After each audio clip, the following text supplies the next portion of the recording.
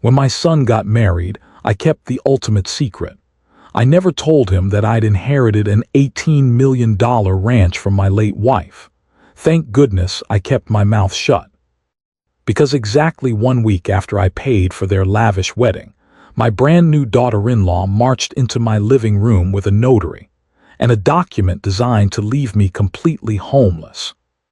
But that arrogant smirk on her face completely vanished the moment she realized the document she was trying to force me to sign was actually her own financial death sentence.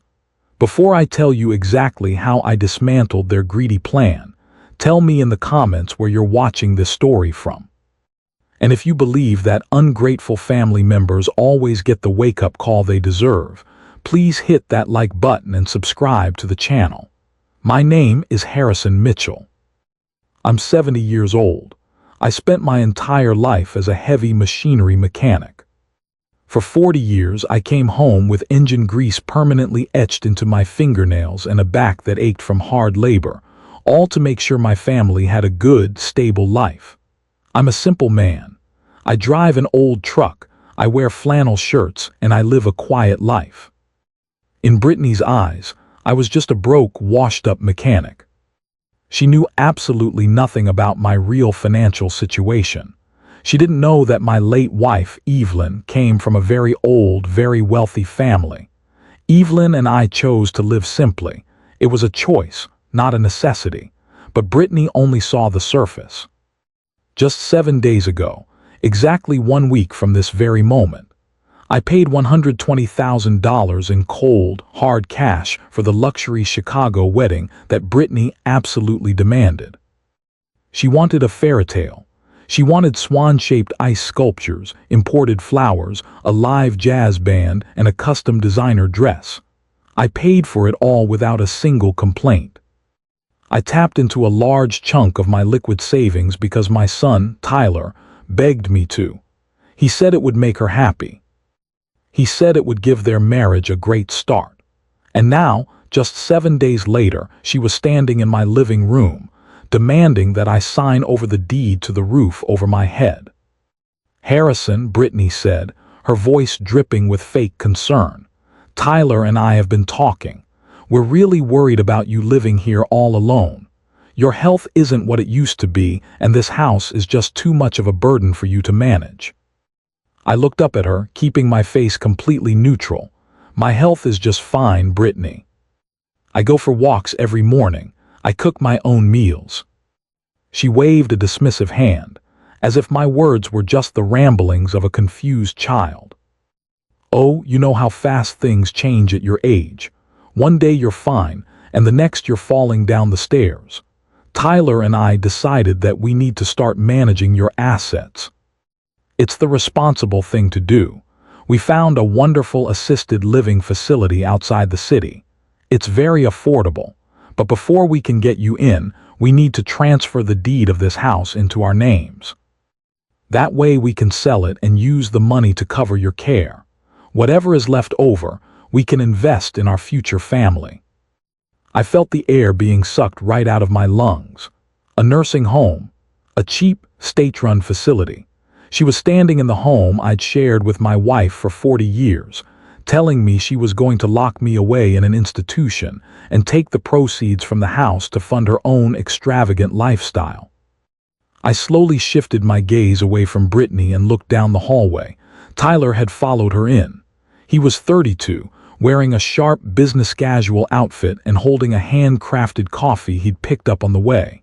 He was my son, the boy I taught to ride a bike, the boy I stayed up late with to help with his math homework, the boy whose college tuition I paid in full by working double shifts in a grimy garage. Tyler was leaning against the doorframe. He absolutely refused to make eye contact with me. He was staring hard at his smartphone screen, scrolling frantically through something, pretending he was completely detached from the cruel conversation happening right in front of him. Tyler, I said, my voice was low, carrying a heavy weight. Do you hear this? Are you in on this too?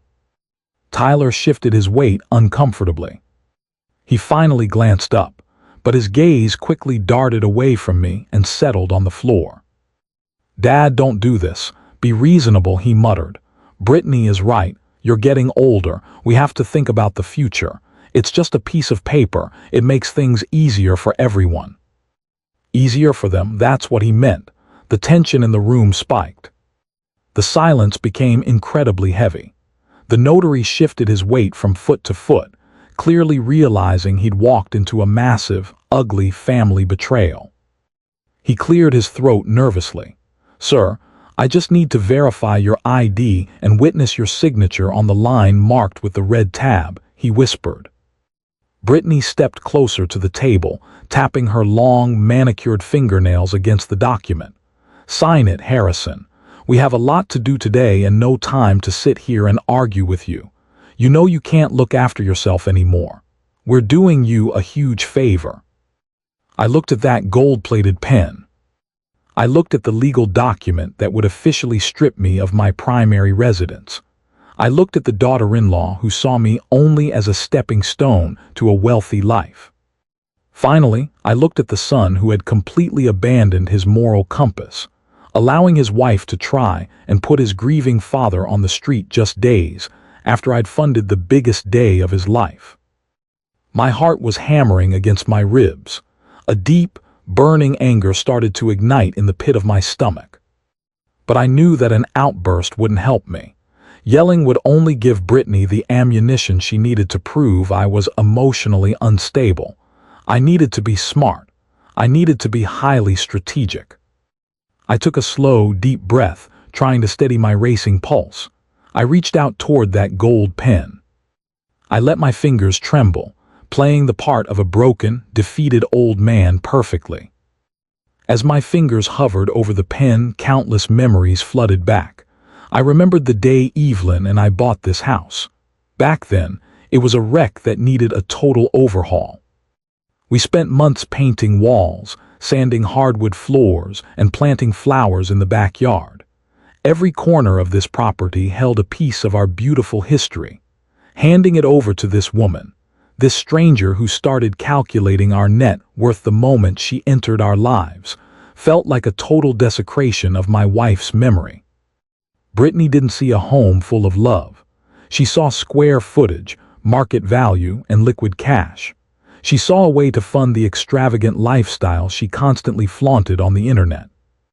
And Tyler, my son, how did he become this weak person? Did I coddle him too much? Did I protect him from the struggles of the real world for so long that he no longer understood the value of loyalty or hard work? He stood there, a grown man, hiding behind the greedy ambitions of a woman who clearly didn't respect him any more than she respected me. "All right," Brittany snapped, her voice cutting through my thoughts. Her fake patience had worn thin. She crossed her arms over her chest. "We're waiting, Harrison. The notary charges by the hour." My hand hovered over the pen. I let my hand shake violently. I needed them to believe I was completely overwhelmed, that I was frail, and that I was succumbing to their will. I needed them to think they won this opening battle, so they'd never see the total war I was about to launch. I knew exactly what I had to do. I couldn't sign the paper, but I couldn't just refuse, or they'd escalate the situation before I had a chance to solidify my defenses. I had to buy myself some time. Just a few precious minutes to make one phone call that would change the trajectory of all of our lives. I pulled my hand back from the gold pen. I laid both hands flat on my knees and looked Brittany straight in the eyes.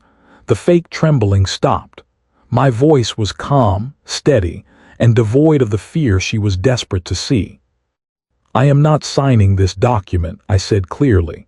"I am not giving you my house, and I am not moving into a state facility just to fund your lifestyle." A deafening silence followed my refusal. The notary took a step back, clutching his leather briefcase to his chest. Brittany's eyes went wide with genuine shock, but that shock lasted less than a second before it melted into pure rage. The sweet, concerned daughter-in-law image completely evaporated. The mask slipped, revealing exactly how entitled she really was. Her face turned an ugly shade of red. Her perfectly manicured hands clenched into fists. "Who do you think you're talking to?" she roared. "You're a washed-up mechanic. You're an old, useless man occupying a house that should be ours. We're trying to build a future and you're a stubborn obstacle in our way. You're trespassing in my house, Harrison. You are no longer welcome here." Her house. The absolute audacity of that statement echoed in the air. She hadn't contributed a single cent to the mortgage. Just a week ago, I wrote a $120,000 check to pay for her dream wedding. And now, she was standing in the living room, claiming it as her own territory. I needed to make them show their full hand. I slowly turned my head toward the hallway to look at my son. "Tyler," I said, keeping my voice soft and deliberately vulnerable, "are you just going to let her speak to your father like that? Are you really going to stand there and let your wife put me on the street?" I waited for the boy I raised to defend me. I waited for a flicker of shame, a momentary lapse of conscience, or even just a hesitant apology. But Tyler didn't apologize. He finally shoved his smartphone into his pocket, walked into the living room, and stepped directly next to his wife. He placed a hand on Brittany's shoulder to show a united front. The coldness in his eyes made me shiver. It was a look of pure calculation, completely devoid of any family warmth. "Brittany is right, Dad," Tyler said. His tone was flat, completely detached, as if he were discussing a business transaction rather than his own father's fate. "We've been patient enough with you. We've given you enough time to deal with Mom's passing. But life goes on, and we can't put our future on hold because you refuse to adapt to reality. You're living in the past, and you're holding us back. This house is a gold mine, and it's a total waste to have it tied up in a single old man." Tyler stepped forward again, looming over the coffee table. He looked down at me with an incredibly arrogant expression. "Here is how it's going to go," he announced, his voice dropping into a harsh, commanding tone. "You pick up that gold pen right now and sign the deed abandonment form immediately. You are transferring the property into our names. If you cooperate, we'll make sure you get a comfortable bed at an assisted living facility. But if you decide to cause trouble, if you stubbornly refuse to sign that paper, I will personally pick up the phone and call the police." The heavy threat hung in the air, cold and suffocating. I looked at my son, struggling to comprehend that such cruel words were coming out of his mouth. "You would call the police on your own father?" I asked, letting my voice waver. "I'll tell the dispatcher that an aggressive, confused old man is trespassing on my property," Tyler continued, completely ignoring my emotional plea. "I'll tell them you suffer from severe dementia, that you pose a danger to yourself and my wife, and that you refuse to leave our premises. They'll be here in minutes. They'll forcibly remove you from this house and place you in a state mental ward for an involuntary evaluation. Once you're in the system as a mentally incompetent state ward, it will be incredibly easy for me to take over your assets. You'll have nothing, and you'll be locked away in a miserable, underfunded county hospital forever." The absolute ruthlessness of his plan was staggering. He had thought of everything. If I flew into a rage now, if I screamed or fought back, I would play directly into his hands. I would give him the exact ammunition he needed to convince the authorities that I was a hostile, unpredictable, and senile old man. I had to suppress the fury burning inside my chest. I had to swallow my pride and lean into this pathetic role they had assigned to me. I let my shoulders slump forward, physically collapsing under the weight of his cruel ultimatum. I let out a slight, raspy wheeze, ensuring my breathing sounded shallow and panicked. "Please," I said, staring at my knees, "please don't do this to me. I'm your father. I gave you everything." Brittany let out a loud snort, rolling her eyes with extreme disgust. "Stop putting on this pathetic act, Harrison. It's embarrassing to watch a grown man whine like a helpless baby. Pick up the pen and sign your name on the dotted line. Do it before Tyler loses his patience and makes that call." I slowly reached my right hand toward the coffee table. I commanded my muscles to tremble violently, mimicking the severe tremors of a fearful, frail old man whose spirit had been totally broken. My fingers hovered over the heavy gold pen. I could feel their hungry, expectant gazes burning into the back of my neck. They thought they'd won. They thought I was totally defeated. I reached for the cold metal surface of the pen and clumsily knocked it off the edge of the table. It tumbled through the air and landed silently on the woven rug near my old boots. "Oh, I am so sorry," I stammered, keeping my head bowed low to hide the sharp, calculating gleam in my eyes. "My hands are shaking so badly. I don't seem to be able to hold anything right now. I feel very dizzy and my chest is hurting quite a bit. I need a minute to calm my nerves." Tyler groaned with extreme frustration, pinching the bridge of his nose. "You are being absolutely impossible," he muttered angrily. I stared blankly at the gold pen. My performance was flawless. They had backed me into a corner, never realizing this was all part of my design. I had bought myself the precious time I desperately needed. Now, I just had to calmly execute the next crucial step of my silent counterattack without letting them catch on. I stared at the pen on the woven rug, my breathing intentionally becoming short and raspy. I pressed my hand flat against the center of my chest, gripping the worn fabric of my flannel shirt as if my heart were truly failing. "I am so very sorry," I whispered, my voice carrying a practiced, fragile tremble. "My chest feels very tight and my vision is getting very blurry. The letters on this legal document are all blurring together. I just need a few minutes to catch my breath and go upstairs to get my reading glasses." Brittany let out a loud, exaggerated, and extremely annoyed sigh, throwing her expensive handbag onto a nearby armchair. "You have to be joking," she snapped, crossing her arms tightly. "We don't have all day to deal with this nonsense." Tyler nervously ran a hand through his styled hair, looking at the notary who was awkwardly staring at the ceiling. "Go get your glasses, Dad," Tyler muttered, his voice full of venom and extreme impatience. "Hurry up. We aren't leaving this room until you have your signature on that dotted line." I nodded meekly, keeping my eyes fixed on the floor. I grabbed the sturdy wooden banister of the staircase and began the slow, painful climb to the second floor.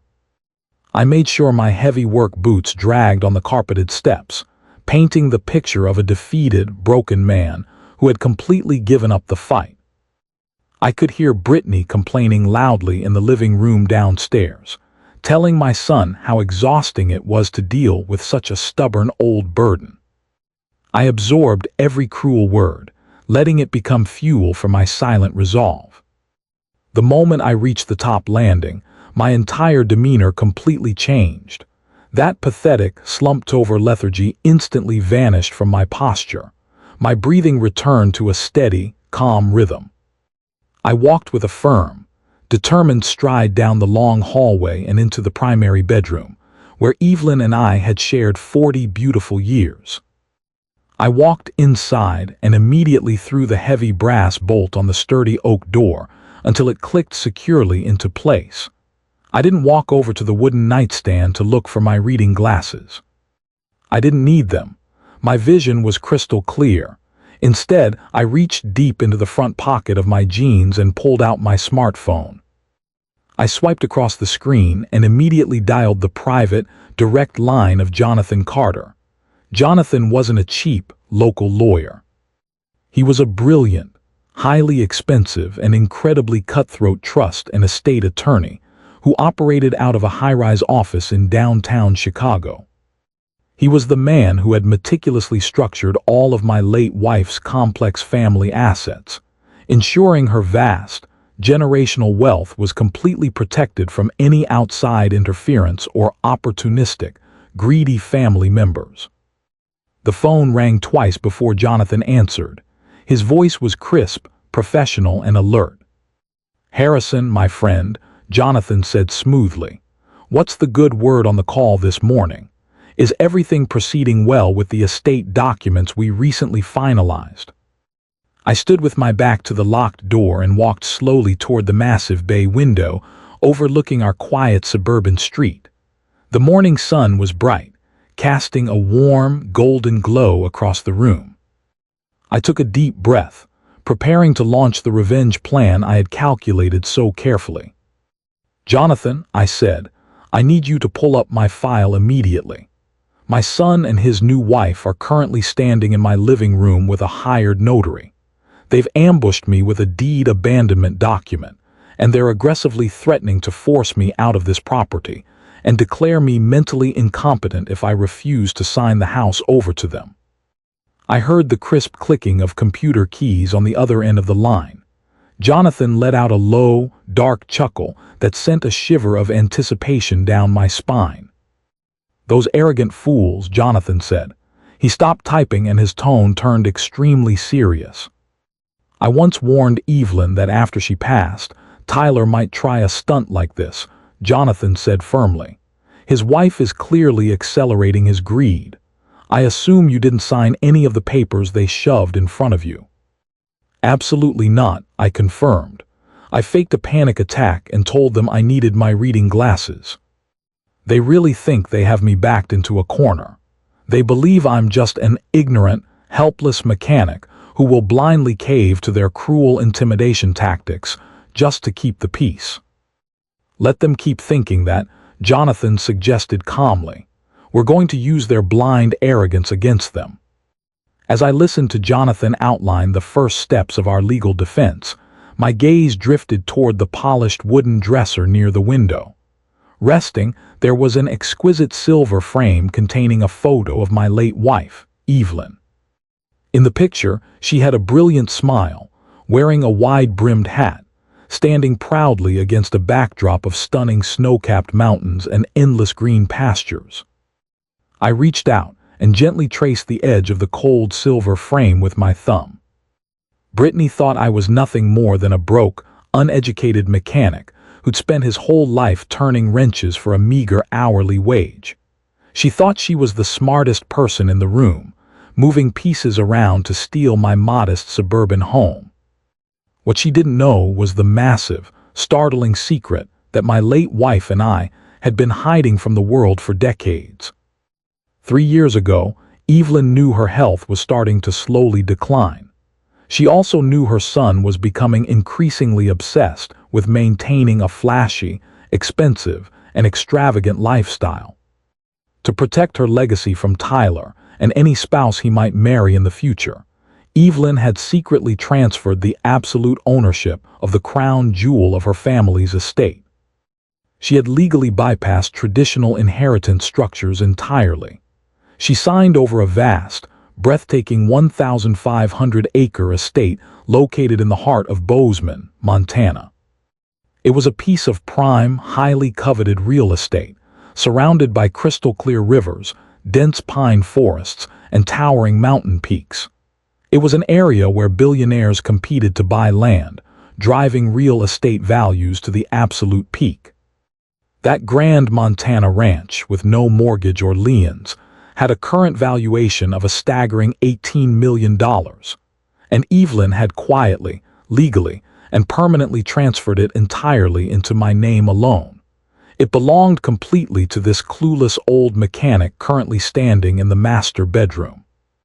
I smiled warmly at the photo of my beautiful late wife, feeling a deep sense of gratitude for her incredibly clever foresight and highly protective wisdom. "Jonathan," I said into the phone, keeping my voice exceptionally steady, smooth, and chillingly cold. "I want you to prepare all the necessary legal injunctions immediately. I'm going back downstairs, and I'm going to let these fools blindly play their greedy, pathetic little hands. They absolutely won't see this catastrophic backlash coming, and I'm going to make them pay." Jonathan remained in perfect silence on the other end, letting my intense declaration settle between us. He knew better than to interrupt a man who had just fully accepted the painful reality of a family betrayal. I breathed slowly, letting the anger crystallize into sharp, impenetrable focus. I needed to explain exactly how I knew this dark ambush was coming. I told him in detail about that lavish wedding reception held exactly 1 week ago. It was a grand event at a high-end downtown hotel. The ballroom was draped in white silk and expensive imported floral arrangements. Hundreds of guests drank high-end champagne, celebrating the so-called beautiful union of two young lovers.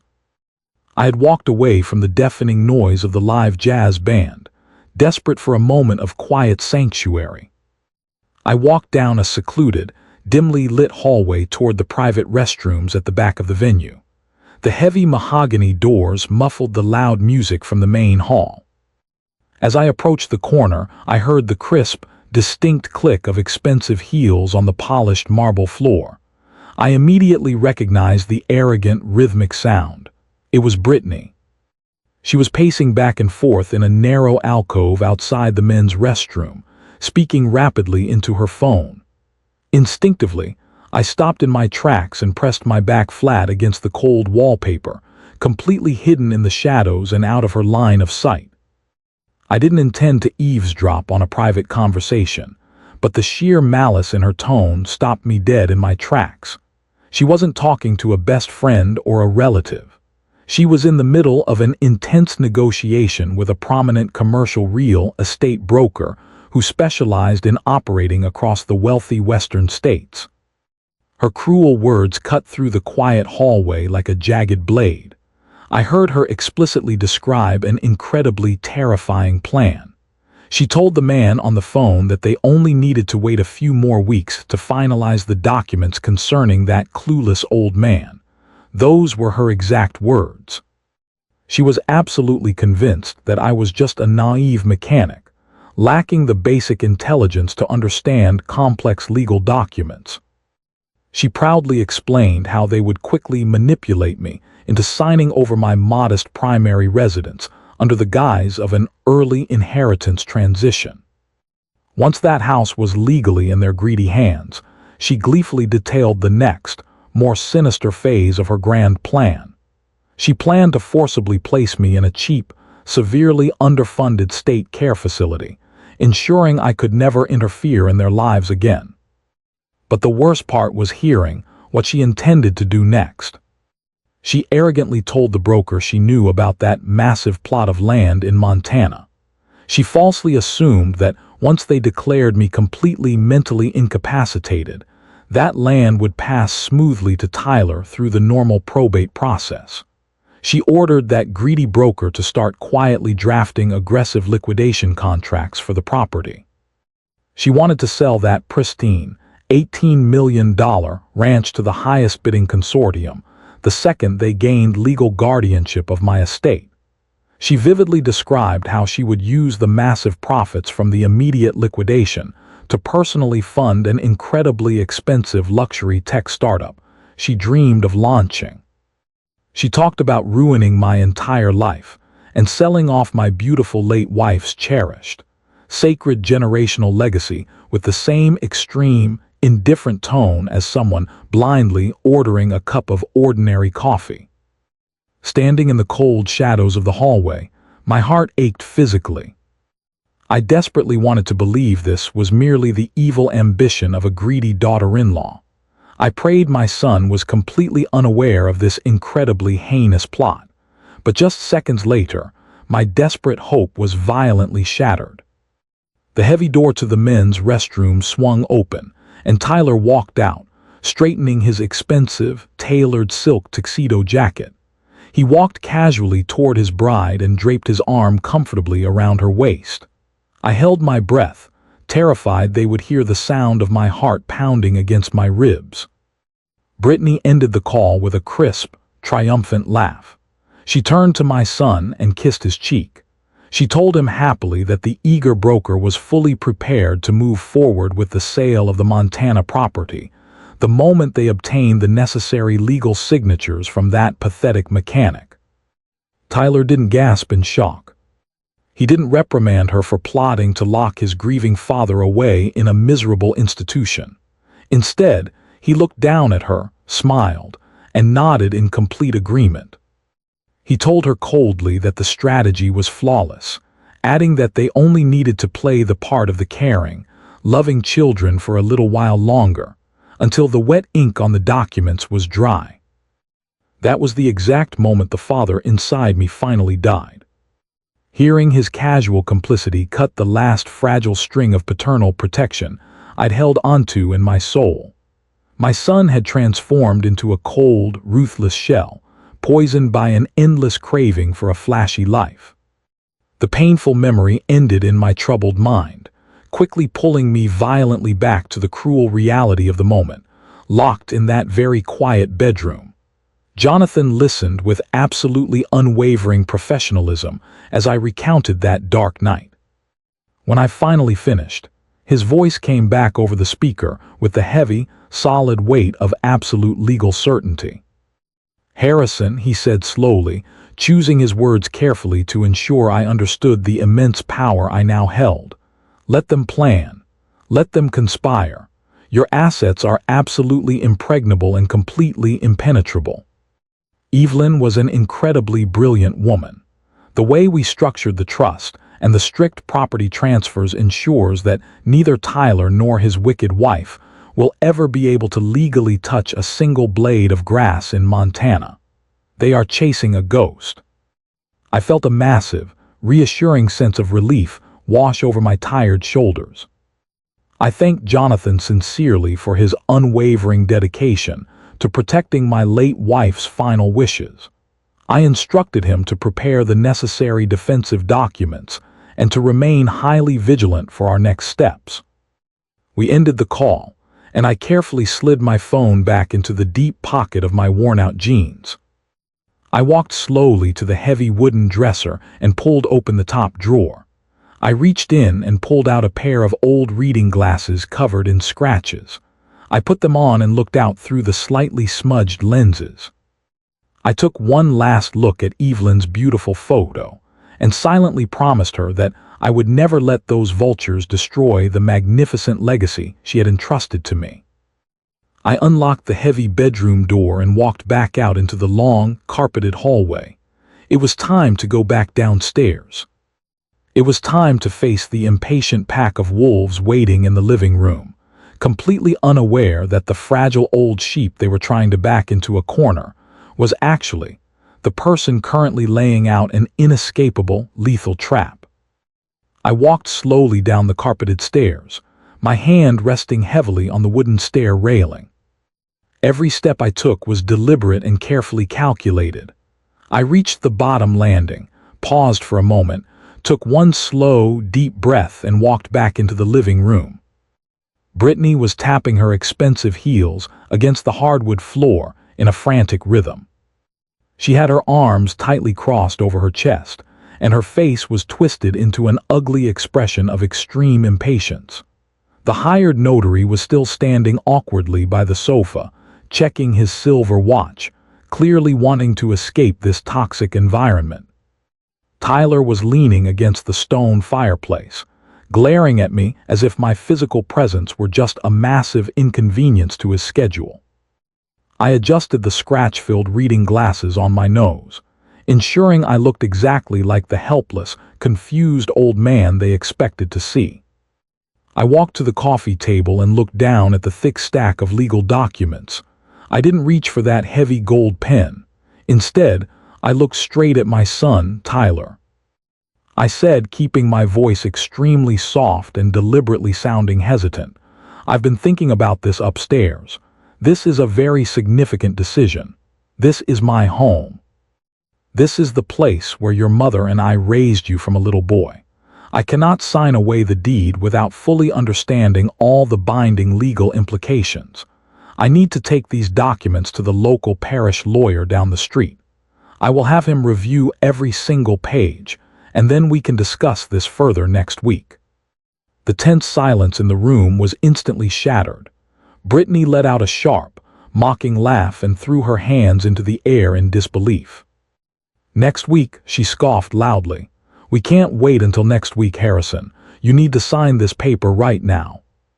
I shook my head slowly, maintaining my stubborn but fragile facade. "No, Brittany. I'm not signing anything today. I've made up my mind. I need professional legal advice before making such a massive, permanent decision."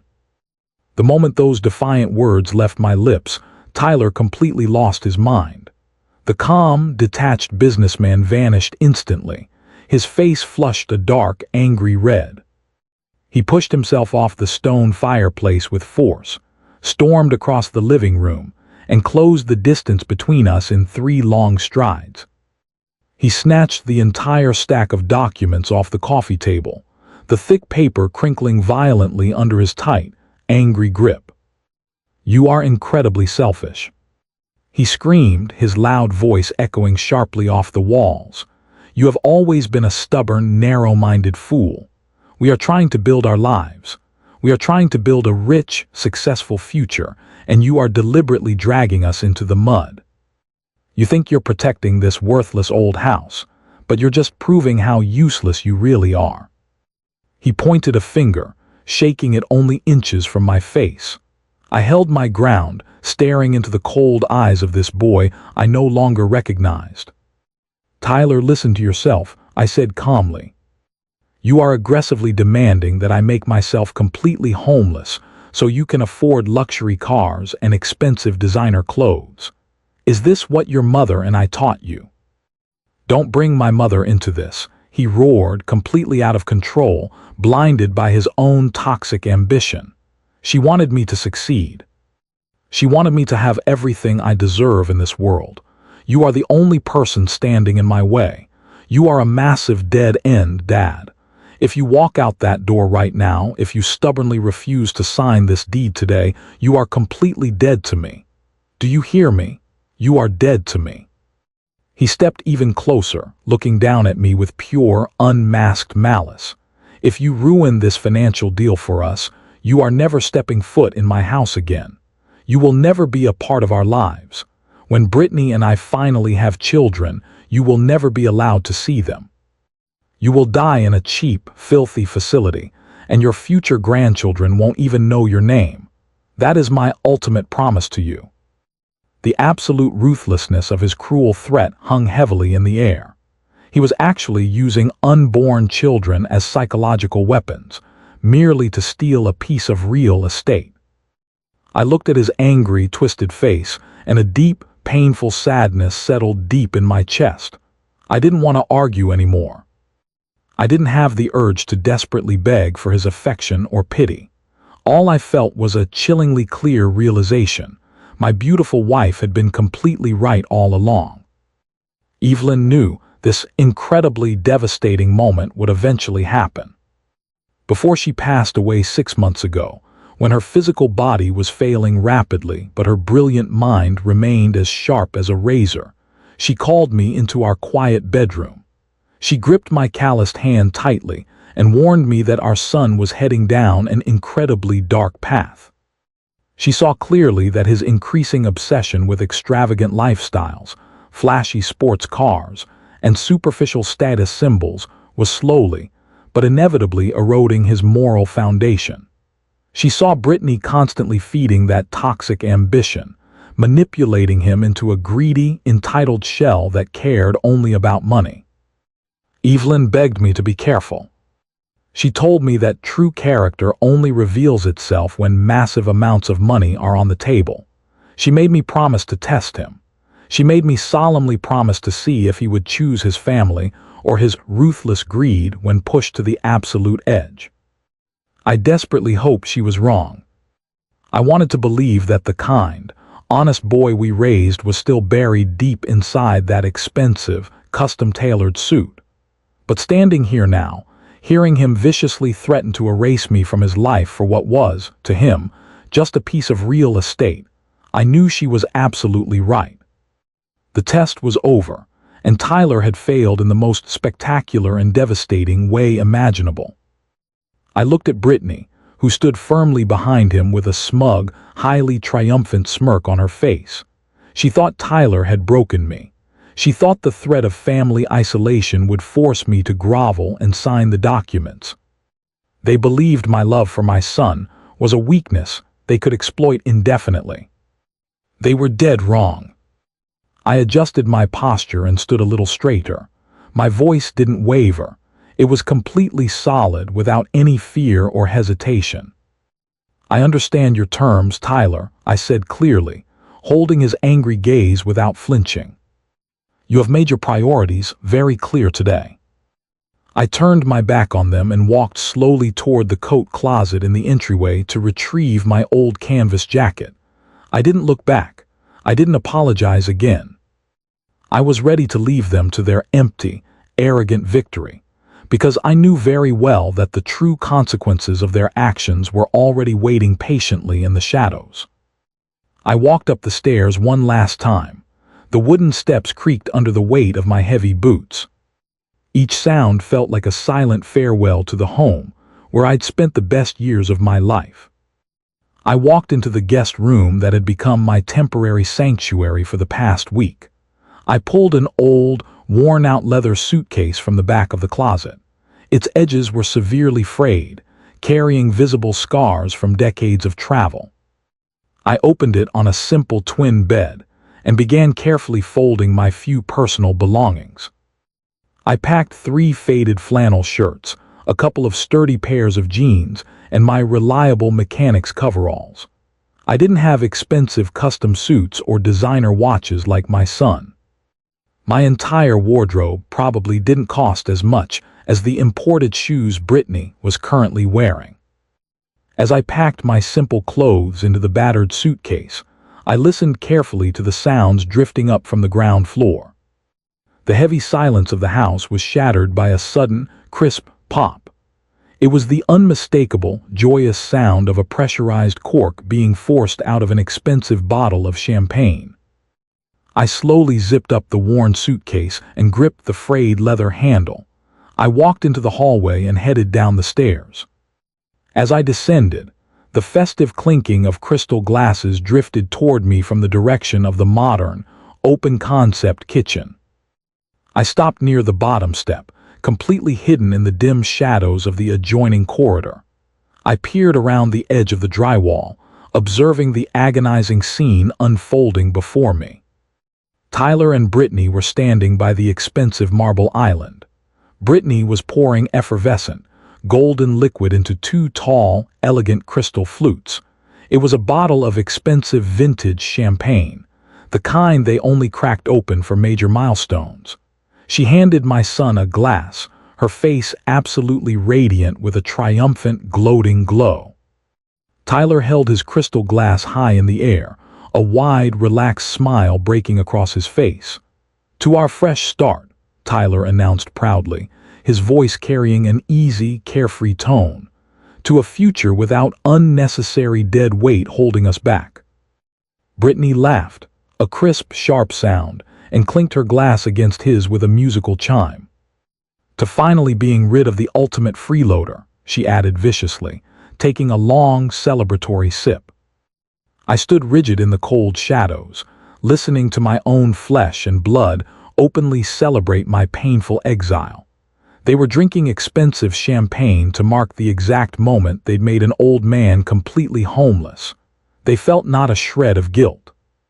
They showed not a moment of remorse for discarding me like a broken, unwanted piece of furniture. They were completely consumed by their own arrogant greed. I tightened my grip on the handle of my worn suitcase. I knew I needed to maintain the performance I'd carefully crafted until the very last second.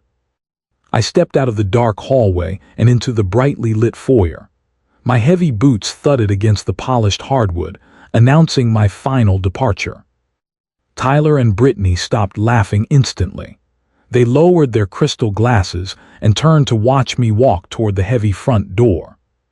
I let my shoulders slump forward, my gaze firmly locked on the floor. I didn't look at the champagne bottle. I ignored their cruel, heartless celebration. I simply reached out with a trembling hand and turned the cold brass doorknob. The heavy wooden door swung open, revealing the dark, cold night sky outside. A biting, freezing wind rushed into the warm house, nipping at my face and tugging at the collar of my canvas jacket. I stepped over the threshold, dragging my worn suitcase. I played the part of the tragic, deeply abandoned father perfectly. I paused on the concrete porch for just a fraction of a second, giving them one last chance to call me back. I waited for Tyler to realize the immense gravity of the act he was committing. But as I stepped out into the freezing darkness, the only sound that followed was the loud, unmistakable thud of the heavy front door slamming shut behind me. The crisp click of the deadbolt sliding firmly into place marked the absolute end of our relationship.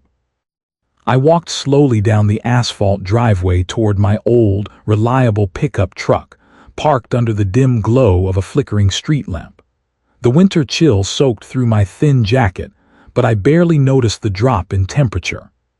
My mind was already racing miles ahead, focused entirely on the complex steps of the massive counterattack I was about to launch.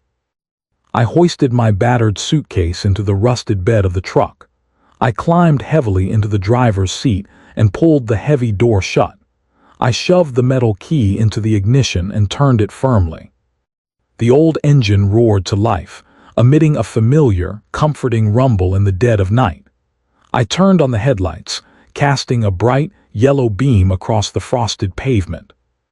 As I shifted into gear and pulled slowly away from the manicured suburban lawn, my entire posture underwent a dramatic shift. The heavy, tragic lethargy instantly evaporated. I straightened my back against the worn leather seat. I rolled my shoulders and took a deep breath, letting the fresh winter air fill my lungs. I looked in the rearview mirror, watching the bright lights of their mansion slowly fade into the dark, distant shadows. I didn't shed a single tear for the son I had lost. My hands didn't tremble on the worn steering wheel. I felt a pure, relentless energy surging through my veins. I didn't feel broken. Instead, a slow, chilling smile spread across my weathered face. Tyler and Brittany truly believed they had won the ultimate victory today. They thought that by forcefully kicking me out onto the cold street, they had succeeded in eliminating the biggest obstacle in their way. They were probably already planning how to spend the millions of dollars they mistakenly thought they were about to steal. But what those arrogant fools didn't realize was that my battered, worn-out suitcase held much more than a few folded flannel shirts and old jeans. Safely hidden beneath the false fabric lining of that frayed leather bag was a highly encrypted, high-capacity master hard drive. For the past 4 weeks, that silently spinning drive had been actively receiving and permanently recording HD audio and video feeds from the 6 miniature, state-of-the-art surveillance cameras I had professionally and quietly installed in every main room of their house. I knew exactly what they were going to do next because I had intentionally left behind the bait they were currently looking for. I had total, comprehensive surveillance of every corner of their private lives, and I would watch with anticipation as their entire greedy empire burned to the ground, leaving them with absolutely nothing in the near future. I drove through the frosted streets, leaving the sprawling suburbs behind as the shimmering skyline of downtown Chicago began to rise in the distance. My truck's heater rattled, pushing warm air toward the icy windshield.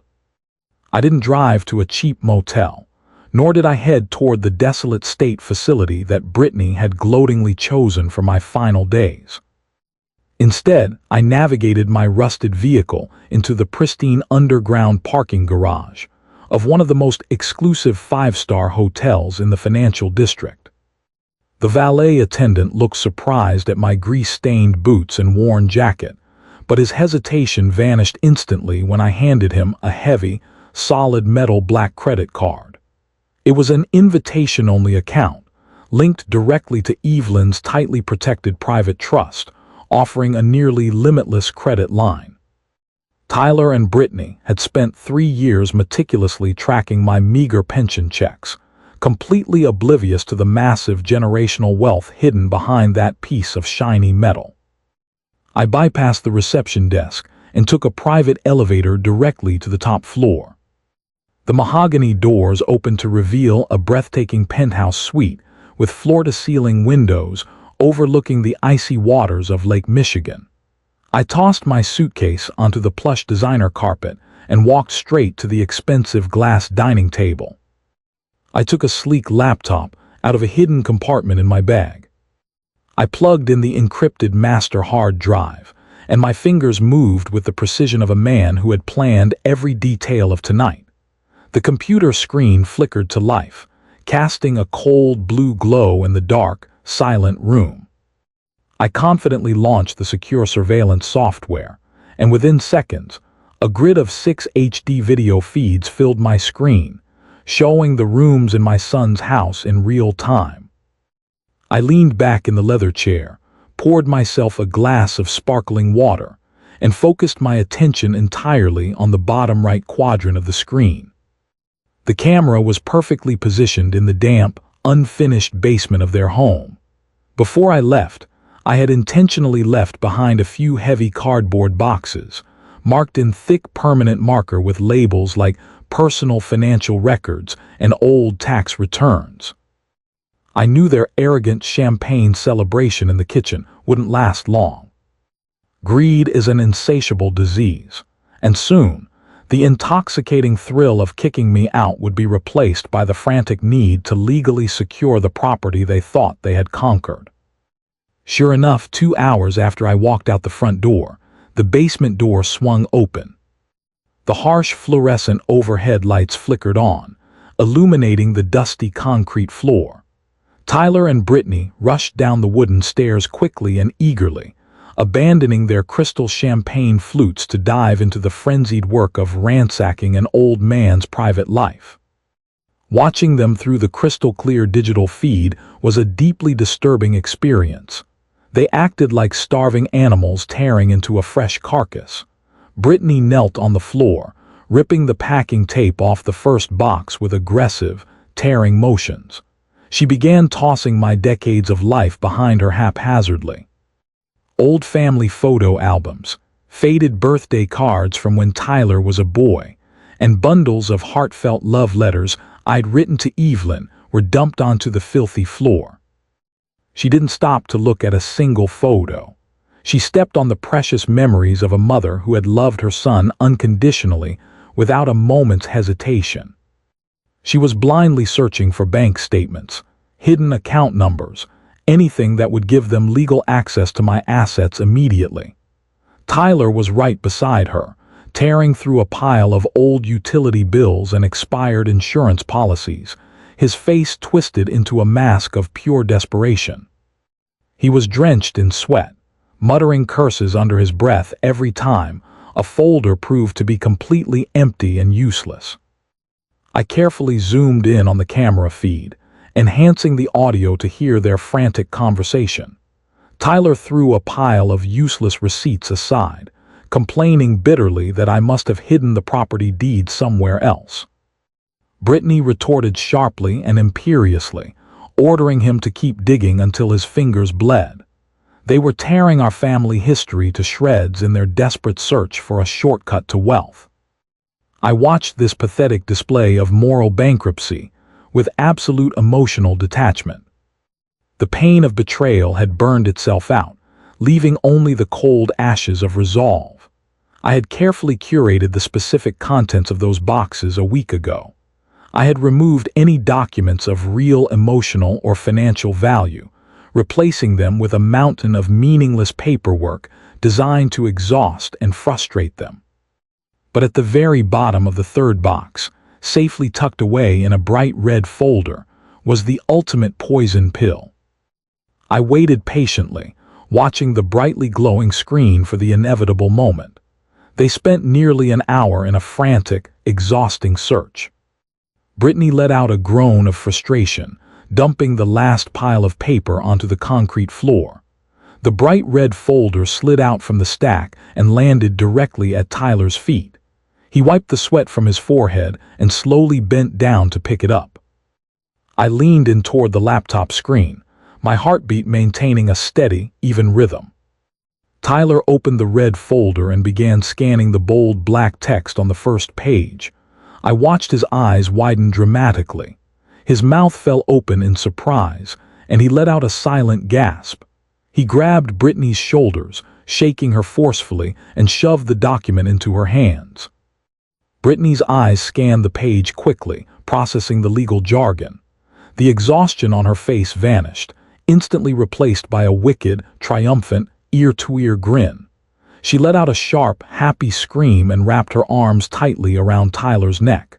They jumped up and down in the middle of the ruined basement, celebrating their discovery. They had found exactly what I wanted them to find. It was an expired medical power of attorney.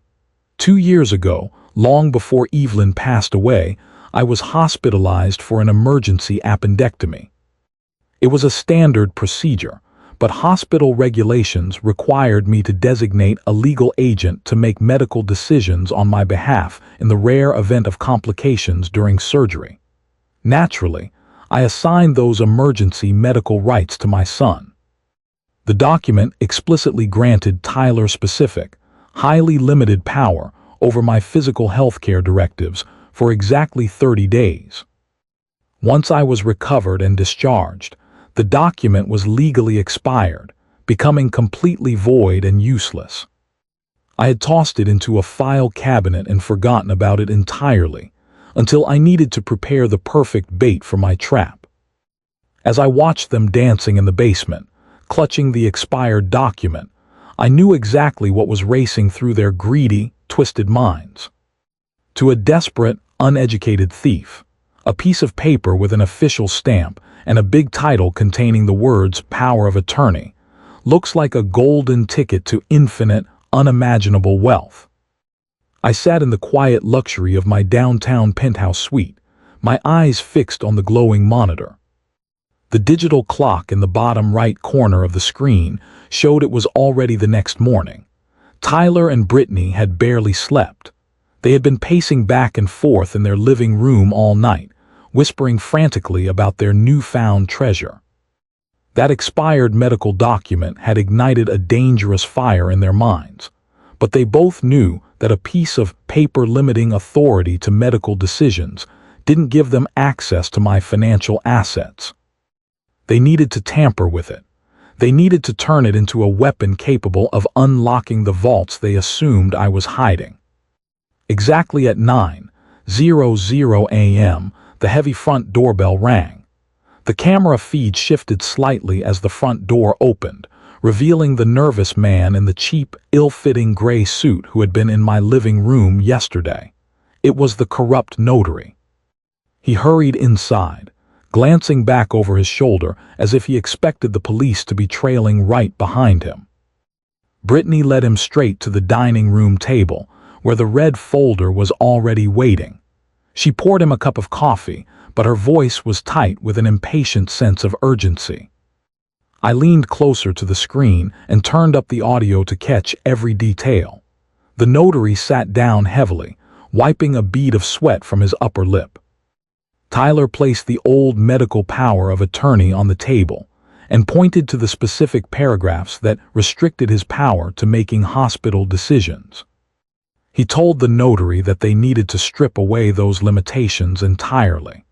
He explained that his father had become completely uncooperative and that they needed legal control over the entire estate immediately. The notary hesitated, nervously tapping his fingers against his leather briefcase. He explained that tampering with a legally binding document after the fact was a serious federal crime. He warned them that if a bank scrutinized the documents and found discrepancies, they would all be facing significant prison time. Brittany didn't back down. She simply walked over to her designer handbag, pulled out a thick stack of $100 bills, and tossed it directly in front of the sweating man. She told him there was $10,000 in that stack, and another $10,000 would be waiting for him the moment the ink dried on the new documents. I watched as greed instantly overwhelmed the notary's fear. He stared at the cash for a long moment, then reached out and pulled it into his briefcase. He opened the bag and pulled out a stack of fresh, blank legal paper, a portable printer, and his official state seal. For the next hour, I watched a masterclass in absolute criminal desperation. They carefully scanned my original document into his laptop. They painstakingly removed the word medical from the header, replacing it with the broad term general durable power of attorney. They completely deleted the restrictive clauses and typed in new, sweeping paragraphs granting Tyler absolute, unrestricted power over all my real estate, bank accounts, and investment portfolios. The most nauseating part was watching them forge my signature. Tyler practiced tracing my handwriting on a scrap of paper for 20 minutes, mimicking the slight slant and heavy pressure of my strokes. As he perfected the forgery, he chuckled to himself, bragging to his wife about how easy it was to steal a person's entire identity. When he felt confident, he signed the bottom of the newly printed, completely fraudulent document. Then, the corrupt notary pressed his official metal seal onto the paper, permanently sealing their massive crime with the illusion of government authenticity. Once the forged documents were complete, Brittany could no longer contain her excitement. She began pacing around the dining table, her eyes flashing with a frantic, greedy energy. She clapped her hands, finally unveiling the grand masterstroke of her evil plan.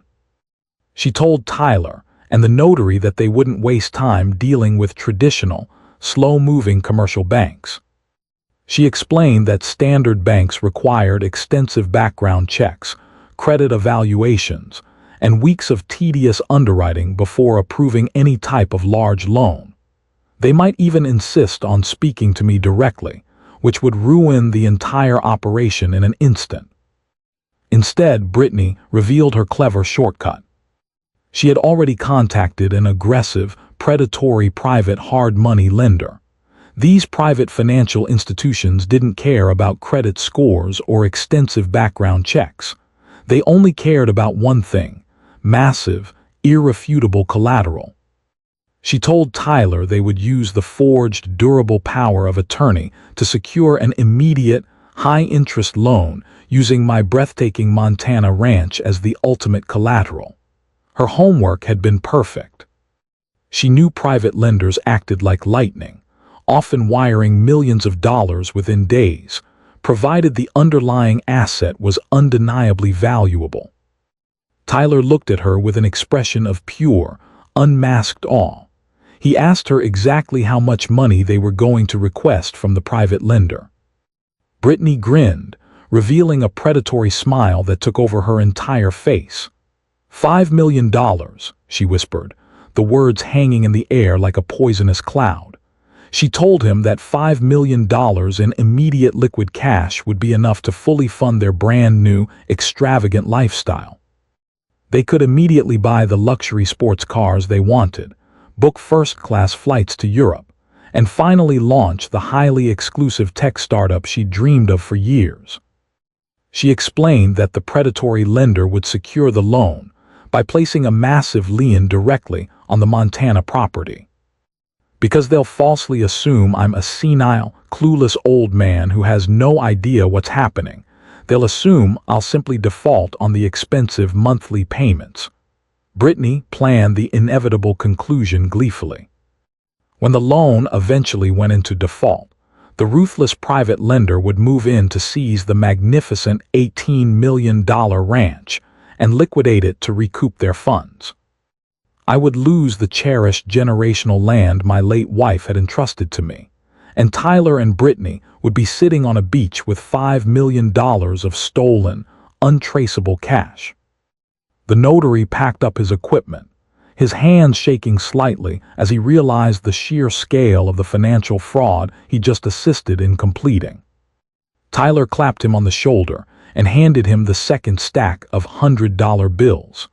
They ushered the nervous man out the front door, leaving the two of them entirely alone with that forged legal weapon. Tyler picked up the fraudulent document, kissed it, and held it up to the overhead light as if it were a holy religious relic. He pulled Brittany into a tight embrace, whispering in her ear that their miserable days of living on a budget were officially over.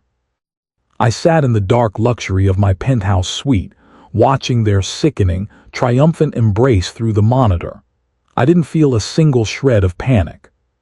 I didn't reach for my phone to warn them, nor did I try to stop them from walking off the cliff.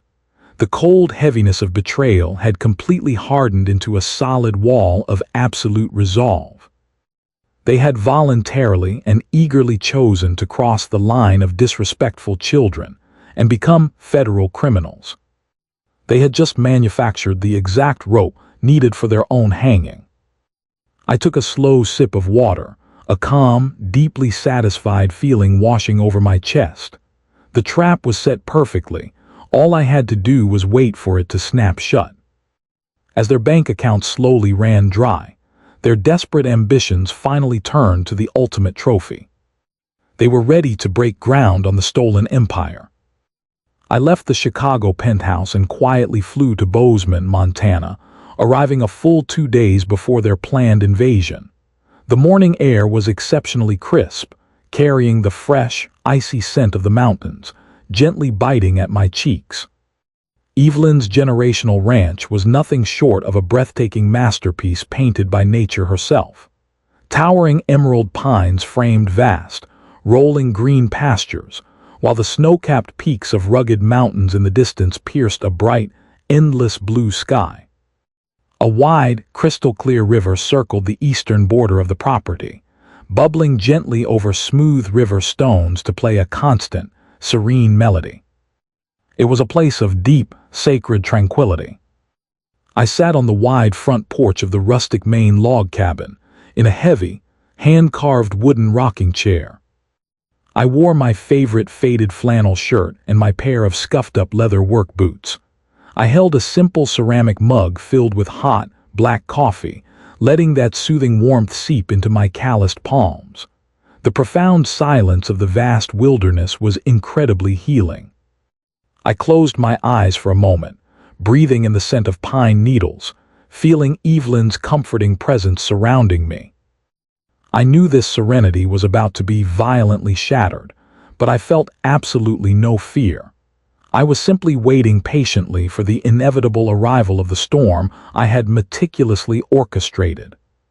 Right on schedule, the sacred mountain silence was suddenly broken by the violent grinding of coarse gravel in the distance. The harsh, mechanical roar of heavy-duty diesel engines echoed viciously down the long, winding dirt driveway that led from the main road to the cabin. I didn't move from the wooden rocking chair. I simply opened my eyes and watched the massive cloud of dust rising quickly in the distance. The arrogant invading force had finally arrived. Leading this aggressive caravan was a massive, gleaming black luxury SUV, clearly a premium rental chosen to project a sense of absolute, untouchable wealth and superiority. Following closely behind the sleek vehicle was a loud, chaotic fleet of heavy commercial construction equipment. 5 massive, bright yellow bulldozers and heavy excavators crawled slowly up the pristine driveway, their thick metal treads digging mercilessly into the untouched earth. Flatbed trucks loaded with piles of steel fencing, temporary construction barriers, and advanced surveying equipment followed the heavy machinery. It was an absurd mechanical army, brought in to completely destroy my late wife's beautiful sanctuary. They weren't just planning a casual inspection of the property to prepare for a standard real estate sale. They were here to tear up the land violently, pour thick concrete over the lush green pastures, and quickly erect the tacky, overpriced luxury tech resort Brittany had arrogantly designed in her greedy mind. The sheer audacity required to bring an armed commercial excavation team onto a property they didn't legally own was staggering. The gleaming black luxury vehicle pulled to a smooth, highly practiced stop just 50 yards from the edge of the cabin porch. The heavy diesel engines of the bulldozers idled loudly behind it, sending deep vibrations through the ground beneath my sturdy work boots. The driver's side door of the luxury car opened, and Tyler stepped enthusiastically into the crisp mountain air. He was wearing incredibly expensive designer outdoor clothing, looking completely untouched by any experience with actual physical labor. He wore a brand new leather jacket, pristine jeans, and a pair of new boots that clearly had never seen a day of real dust or mud. Brittany emerged eagerly from the passenger seat, wearing oversized designer sunglasses and a thick, luxurious fur-lined coat that dragged slightly on the gravel. She held a cup of expensive artisanal coffee in one hand and a roll of exceptionally thick construction blueprints in the other.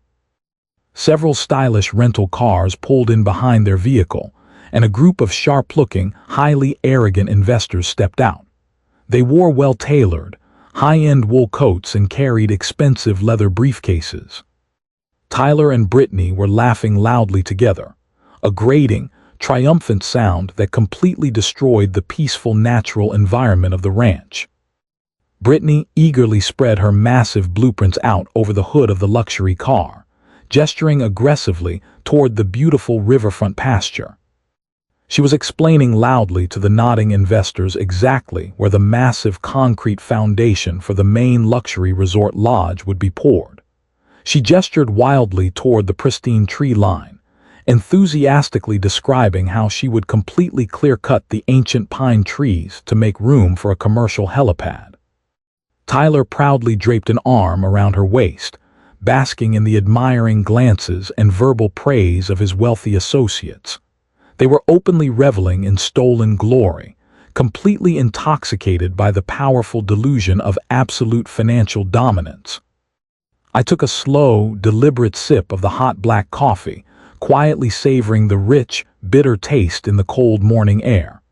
I sat motionless in the wooden rocking chair, waiting patiently for them to finally look up from their arrogant, fictional delusions.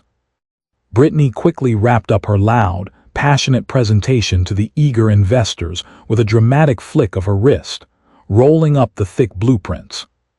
She turned her attention toward the rustic Maine log cabin, pointing aggressively with her manicured finger toward the wooden structure, explaining to the heavy demolition crew exactly where to start the teardown. Her outstretched hand froze completely in midair. The radiant, triumphant smile on her face melted instantly, quickly replaced by an expression of pure, unmasked terror. Tyler followed her rigid gaze, and the very second his eyes locked directly onto mine, his own arrogant, confident smirk evaporated. He stumbled backward in extreme shock, nearly tripping on the uneven gravel driveway, his face rapidly draining of all blood until it looked completely pale and sickly. The loud, grating laughter of the wealthy investors died out instantly as they acutely noticed the terrifying shift in their host's demeanor. Tyler and Brittany stood frozen in the dirt, mouths slightly agape, in complete and utter disbelief. They stared at me as if they had just seen a horrific, vengeful ghost crawl out of the grave to haunt them.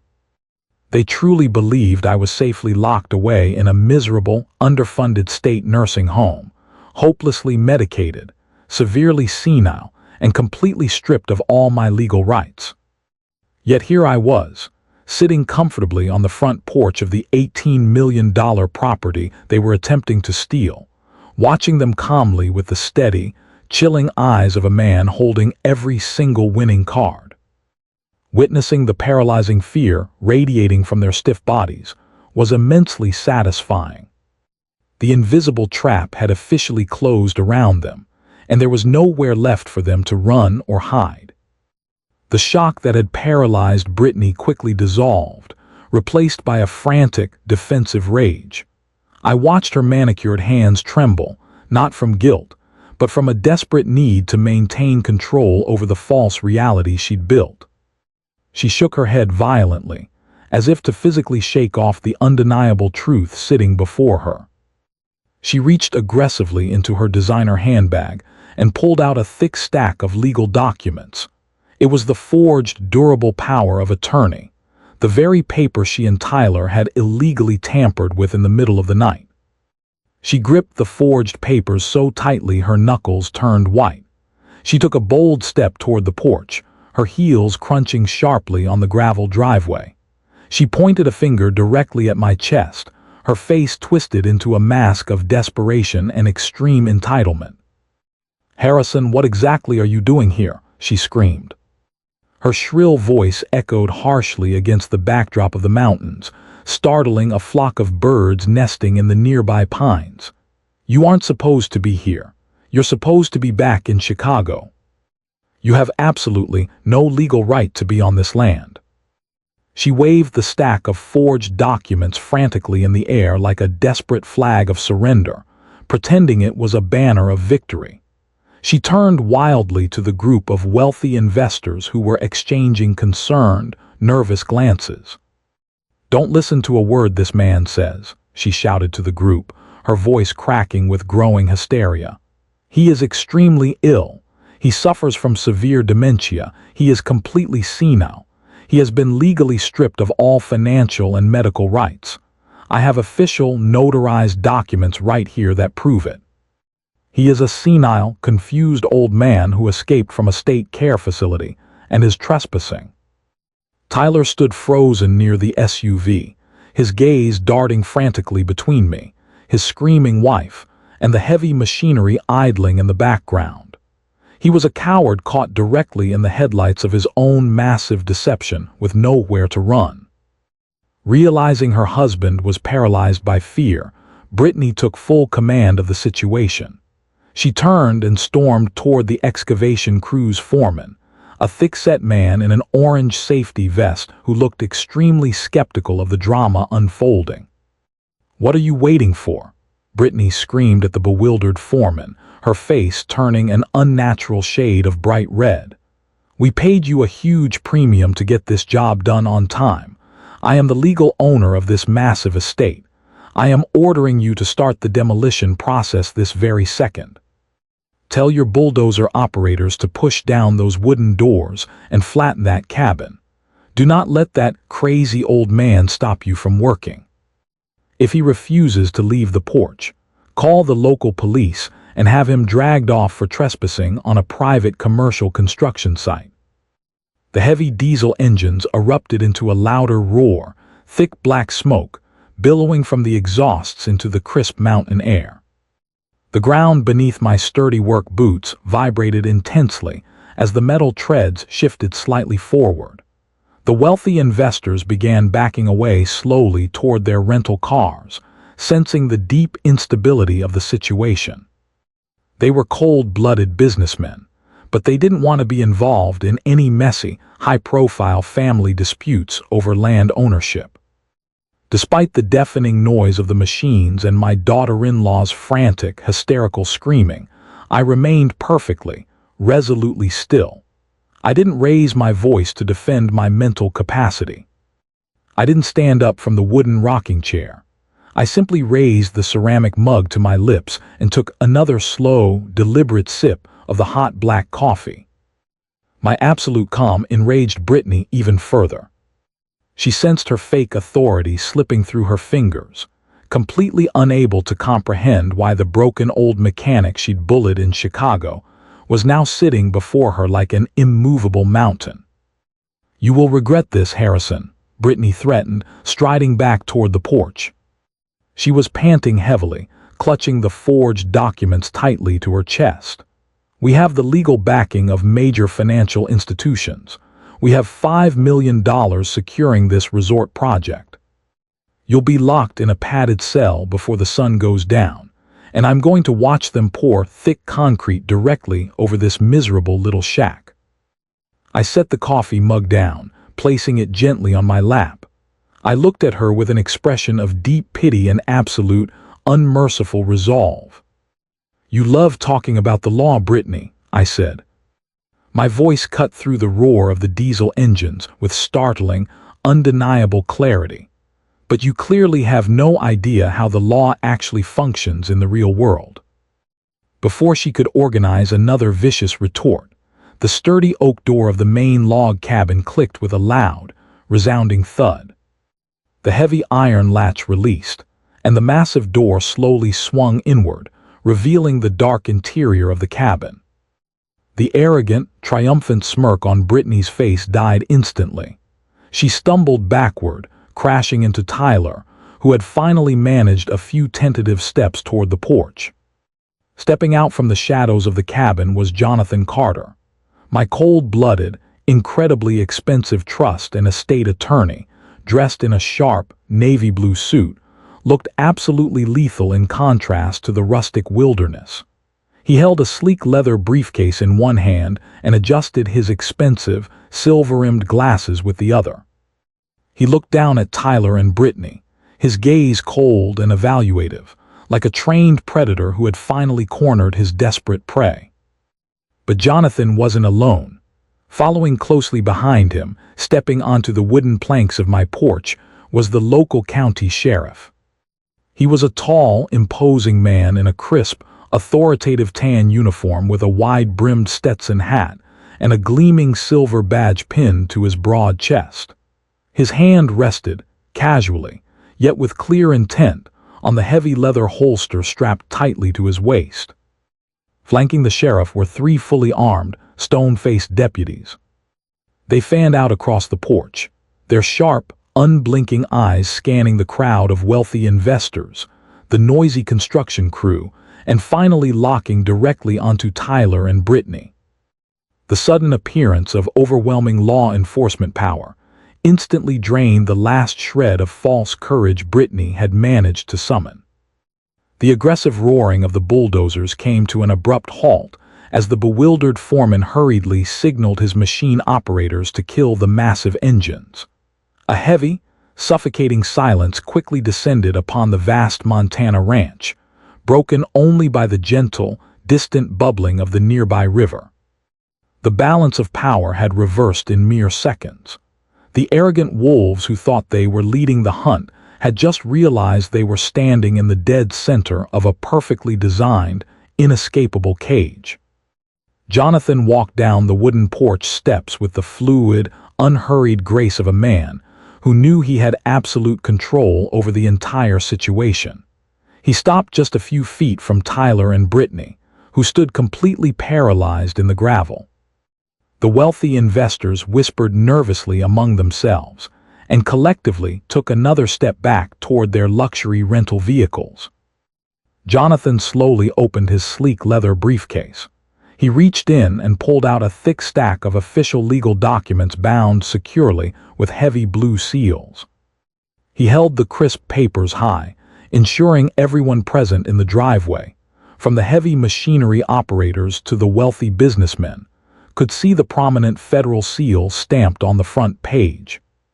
He cleared his throat, projecting his sharp, authoritative voice across the expansive mountain estate.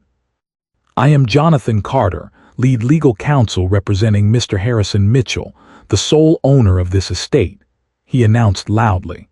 "I am in possession of a binding federal court order, signed by a federal judge less than 24 hours ago. This document officially nullifies any and all claims to this land, currently being made by anyone other than my client." Jonathan lowered the document slightly, locking his piercing gaze directly onto Brittany. "That piece of paper you are clutching in your trembling hands is not a valid legal instrument. It is a clumsily fabricated forgery, born from an incredibly arrogant and highly illegal conspiracy." Brittany opened her mouth to protest, but the words failed to form. Jonathan didn't give her a second to recover her shattered composure. He turned his attention to the group of investors, ensuring they understood the massive legal liability they had almost stepped into. "The documents these two presented to you and your financial backers were originally a highly restrictive, short-term medical proxy," Jonathan explained, his tone echoing with deadly professionalism. "We have ironclad HD video and audio evidence proving that Tyler Mitchell and his wife intentionally tampered with that expired document in their dining room. They knowingly forged my client's signature to create a fraudulent general durable power of attorney. They have committed serious federal wire fraud, aggravated identity theft, and a massive conspiracy to commit real estate fraud." The air in the driveway seemed to freeze instantly. The wealthy investors looked at Tyler and Brittany with absolute disgust and growing fear, realizing they had just been aggressively courted by 2 desperate federal felons. Tyler began to collapse physically under the sudden, crushing weight of exposure. His breathing became incredibly rapid and irregular. He clutched his chest, eyes darting frantically around the property as if searching for a magical escape route that didn't exist. He hyperventilated, taking short, desperate gulps of the crisp mountain air. His knees buckled slightly, forcing him to lean heavily against the hood of their rented luxury car just to stay standing. The mask of the arrogant, wealthy businessman had evaporated completely, leaving behind only a scared, trembling boy caught red-handed in a massive lie. As Tyler neared a physiological shutdown from overwhelming panic, the local county sheriff walked intentionally off the wooden porch. He strode directly past my son and daughter-in-law, his heavy boots crunching loudly on the gravel. He didn't even glance at them. Instead, his sharp eyes locked onto a figure cowering behind the fleet of luxury cars. It was the nervous man in the cheap, ill-fitting gray suit. The idiotic, corrupt notary had actually traveled with them to Montana, hoping for another illegal cash payout for assisting in the final property transfer.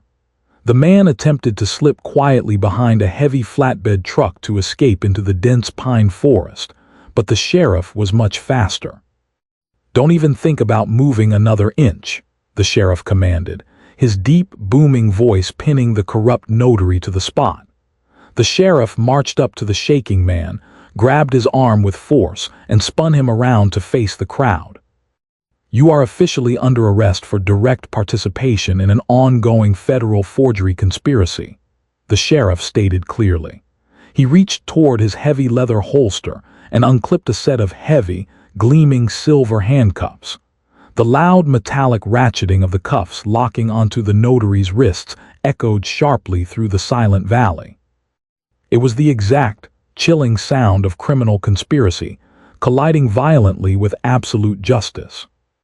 "You have the right to remain silent," the sheriff continued, reciting the Miranda warning with cold, trained authority, while escorting the sobbing notary toward the back of a waiting patrol car.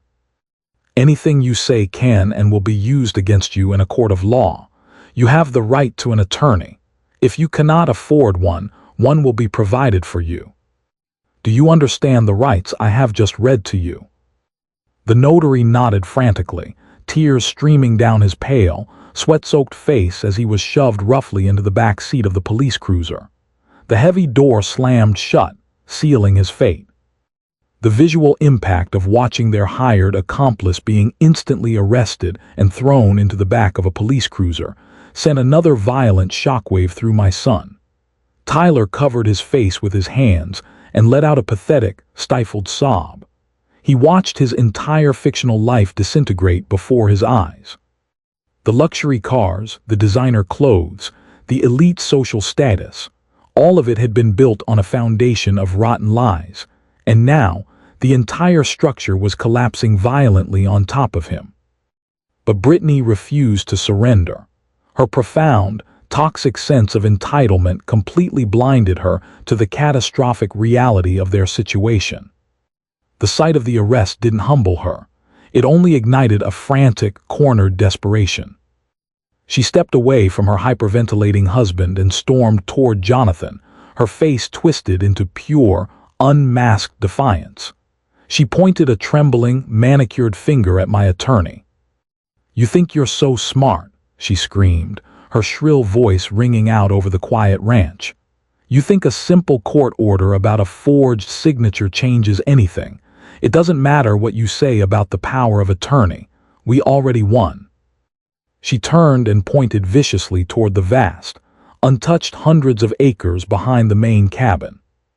3 weeks ago, we secured a $5 million commercial loan using this property as collateral. The funds have already been fully dispersed. We used this land as the primary legal collateral. She turned back to face me, her chest heaving with exertion, her eyes wide with a manic, delusional sense of victory. "We owe $5 million to a ruthless private financial institution, Harrison," she roared directly at me, a wicked, triumphant smirk forcing its way back onto her trembling lips. "And they have already placed a massive, legally binding lien on this estate. If you try to stop this development project now, we will simply default on the loan. The lender will forcibly seize the land and evict you entirely. You're trapped, old man. You lost. We won no matter what. It's that simple." Brittany stood there panting, her chest heaving with the weight of her evil delusions. She believed her hastily built mountain of debt was an unbreakable shield. She thought the momentum of her crime could flatten the reality of the law. I set my coffee mug gently on the small table next to the rocking chair. I stood up slowly, the floorboards creaking under my weight. I walked down the porch steps, my boots intentionally crunching on the gravel. I didn't look at my screaming daughter-in-law. I walked past her flailing arms and stopped inches from my son. Tyler leaned heavily against the hood of the black luxury SUV, his face a portrait of pure, unmasked panic. I stared into his eyes, searching for even a ghost of the little boy I'd once loved.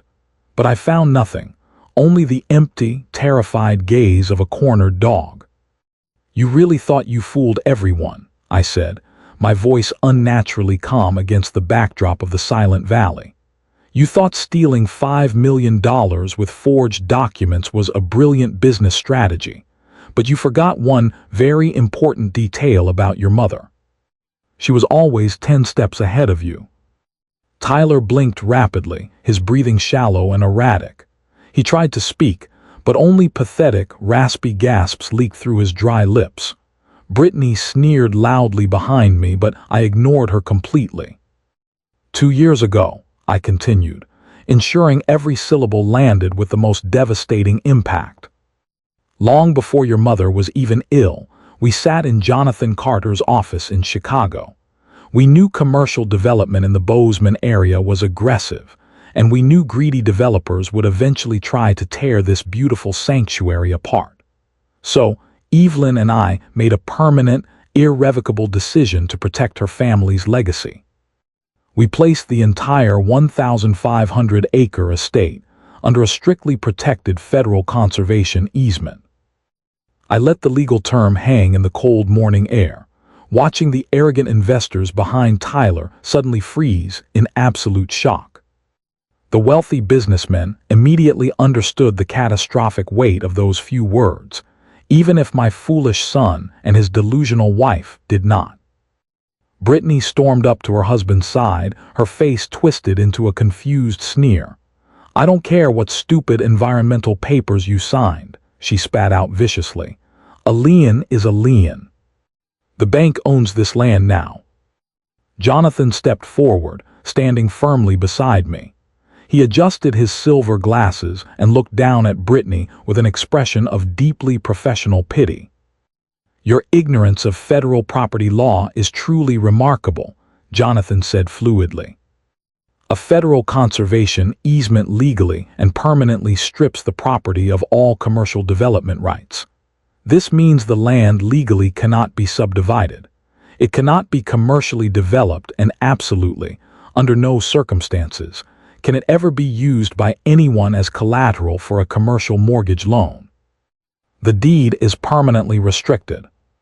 The $5 million loan you secured 3 weeks ago is completely fraudulent, not just because you forged the power of attorney, but because the underlying asset you promised in the contract does not legally exist on the commercial market." The investors immediately rushed toward their rental cars, frantically dialing their own attorneys. They wanted absolutely nothing to do with a federally restricted property embroiled in a massive wire fraud investigation. The loud-mouthed construction foreman cursed under his breath and signaled his workers with a violent wave. The heavy flatbed trucks and yellow bulldozers began backing up, eagerly abandoning the tainted construction site. The grand luxury resort in Brittany's vicious plan was evaporating before her very eyes. The devastating reality finally began to pierce through Brittany's thick skull. Her jaw dropped in horror, and the fraudulent documents slipped from her trembling fingers, drifting aimlessly onto the filthy ground. But the nightmare was far from over. I took a step closer to Tyler, forcing him to keep eye contact. You didn't borrow money from a strictly regulated, traditional commercial bank, I reminded him in a relentless tone. You went to a ruthless hard money bridge lender to bypass standard background checks. You borrowed $5 million from private, predatory financiers who don't care about your excuses or apologies. They only care about recouping their capital by any means necessary. Jonathan nodded in agreement and pulled the final document from his sleek leather briefcase. He handed it directly to my terrified son. Since the collateral you provided is legally void due to your extensive federal fraud, the lender has triggered the acceleration clause in your loan agreement, Jonathan explained clearly. They are aggressively demanding the immediate repayment of the entire $5 million principal, plus astronomical penalties and legal fees. And because you personally signed these loan documents, they are coming directly after your actual, verified assets to satisfy this massive debt. Tyler stared blindly at the acceleration notice he held in his trembling hands. The text blurred together through his tears. As of this morning, this predatory lending agency has officially initiated aggressive seizure proceedings on everything you actually own, Jonathan continued mercilessly. They are currently foreclosing on your expensive Chicago home. They have already sent repossession agents to collect the brand new luxury sports car you bought with cash last week.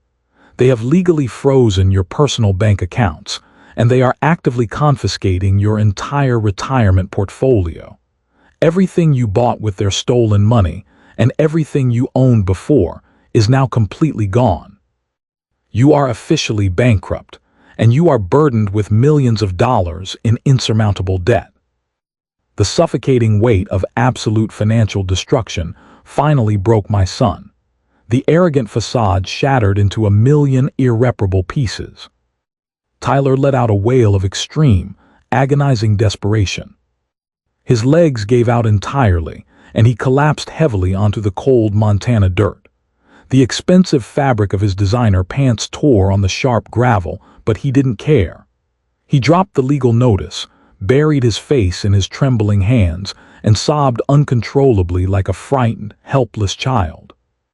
"Dad, please," Tyler begged, his voice muffled by tears and dirt. He reached out a shaking hand and grabbed my worn-out jeans. "Please save me. You have to help me. I'm going to prison. I owe $5 million. I'll do anything. Please fix this." I looked down at the man sobbing at my feet. Beside him, Brittany had collapsed. She realized she was now tethered to a bankrupt felon saddled with massive debt. She let out a scream of pure, unadulterated rage. "I want a divorce," she shrieked, recoiling from her sobbing husband as if he were a disease. "I'm leaving you. I'm done with you." The deputies stepped forward and held the screaming woman as she slammed her handbag against Tyler's head. The sounds of their ruin echoed loudly through the beautiful valley. I didn't comfort my son. I didn't offer forgiveness or salvation. I simply reached up and adjusted the brim of my weathered cowboy hat. They thought this destruction was the end of their nightmare, but they were wrong. I hadn't yet revealed Evelyn's final, incredibly ultimate punishment. I looked down at the pathetic display of the man kneeling on the gravel.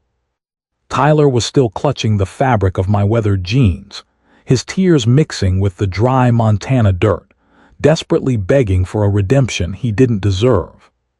The sound of his frantic sobbing echoed between the heavy wooden beams of the cabin porch, mixing with the distant, frantic screaming of his new wife as the county deputies continued to hold her back. The crisp mountain air felt incredibly sharp, perfectly matching the deep, cold ice rooted in my chest. I gently but very firmly pulled my leg back, forcing his shaking hands to loosen their desperate grip on my clothes. He slumped forward, his forehead nearly touching the toes of my heavy work boots, completely defeated in every way a man can be defeated. It was a tragic, pathetic sight to see one's own flesh and blood crumble under the weight of his own massive arrogance and pure greed. But my heart remained completely resolute. I felt no paternal urge to reach out and pull him from the massive hole he had enthusiastically dug for himself. Instead, I slowly turned my head toward Jonathan Carter and gave my trusted attorney a subtle, almost imperceptible nod. Jonathan understood the silent command immediately. The time had come for the absolute final blow, the devastating reality check that Evelyn had meticulously planned long before she passed away.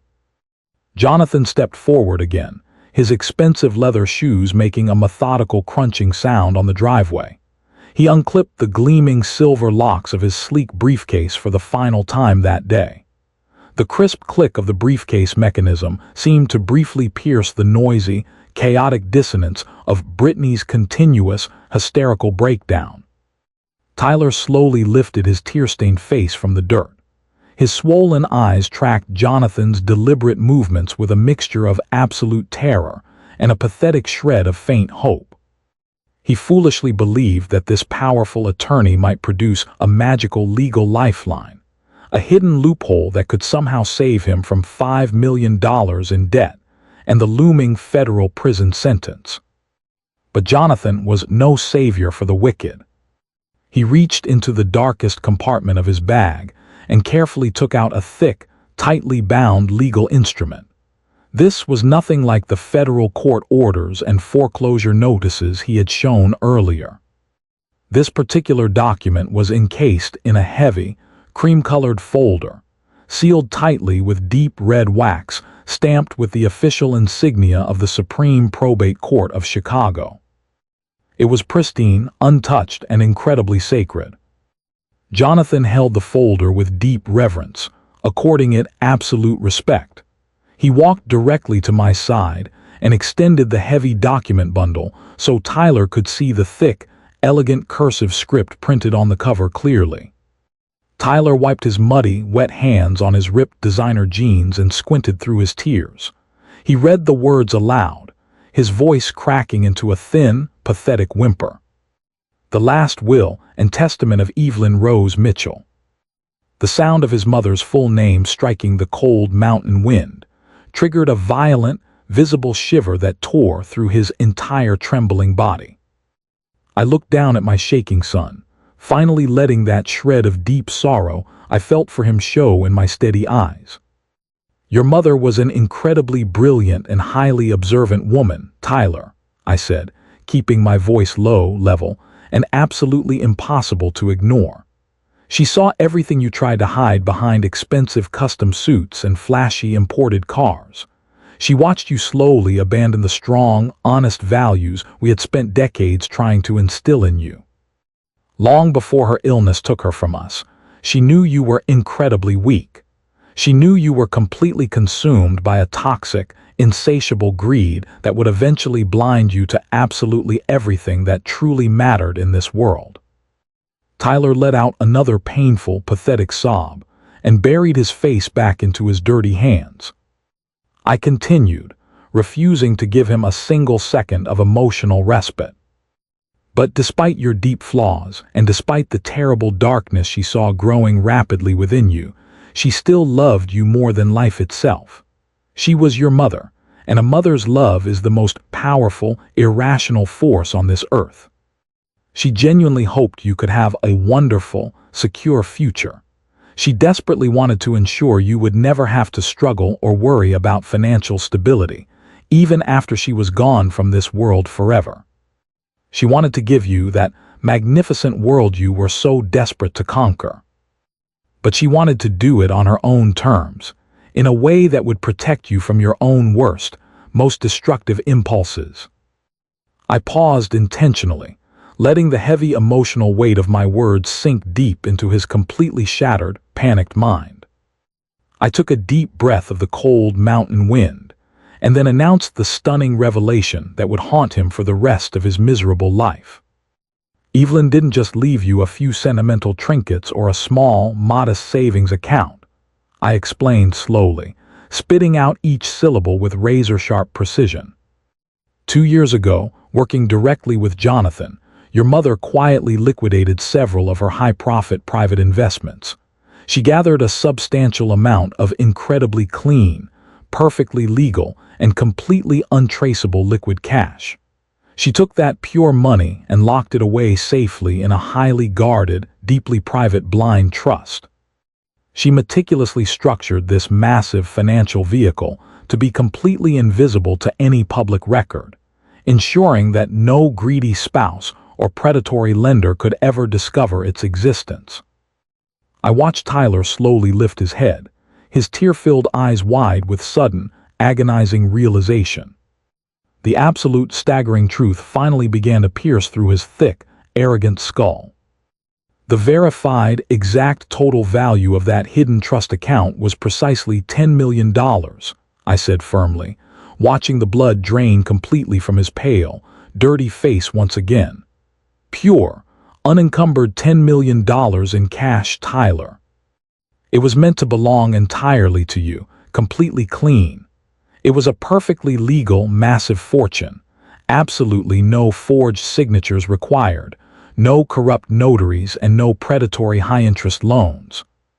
Your mother carefully designed this trust to automatically transfer the entire $10 million balance, in full and unconditionally, to your personal bank account on the morning of your 35th birthday. She wanted to give you absolute freedom to build the luxurious life you craved so much, without ever having to sacrifice your soul to get it. You were already a multimillionaire, Tyler. You only had to wait for 3 more short, quiet years, and it would have landed beautifully and safely right into your hands.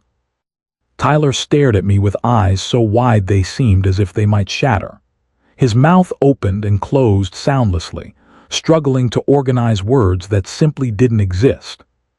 He was struggling to digest the scale of the massive fortune he had just learned about. $10 million, clean and legal, waiting for him the whole time.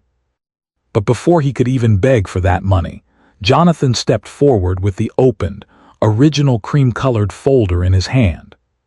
The brilliant attorney looked down at the ruined man kneeling in the dirt, his expression completely devoid of any sympathy.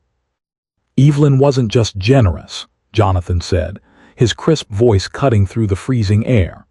She also had an incredibly profound and realistic understanding of the darkness rooted in your character. She knew that simply handing you a massive fortune would be either your ultimate salvation or your absolute ruin. Therefore, she explicitly instructed me to build a highly specific, unbreakable legal fail-safe into the foundation of the blind trust.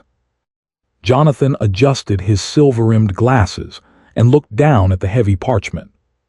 She called it the character clause, he explained calmly. It was a set of strict behavioral conditions you had to maintain to inherit the funds.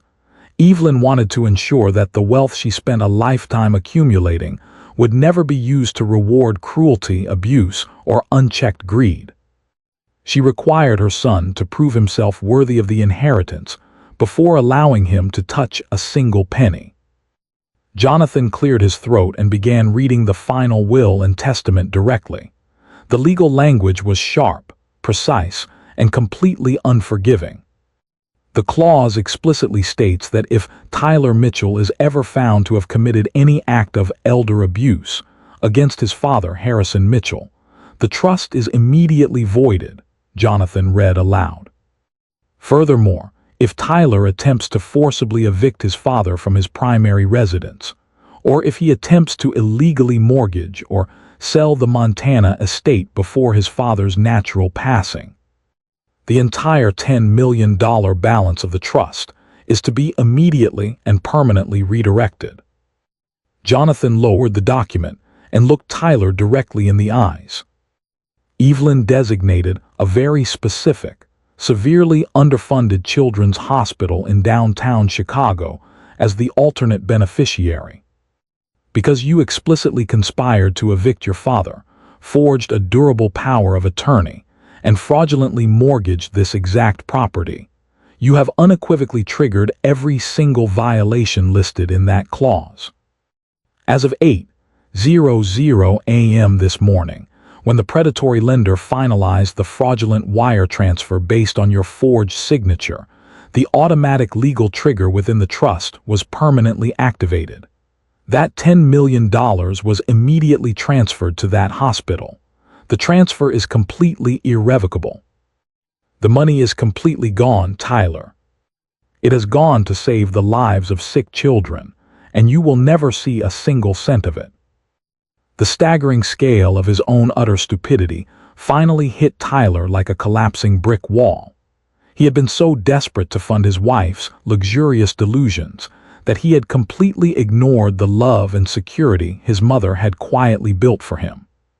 He had been so impatient that he traded guaranteed, legal $10 million wealth for a $5 million fraudulent loan that was currently destroying his entire life. Listening to the toxic whispers of a greedy wife and choosing to treat a grieving father like a piece of disposable trash, he had burned his own massive inheritance. He had burned down his own magnificent castle just to steal a few pathetic scraps from the ruins. Tyler let out a visceral, agonizing scream that tore from the deepest part of his soul. It wasn't a cry of grief. It was the horrific sound of a man mourning his own colossal failure.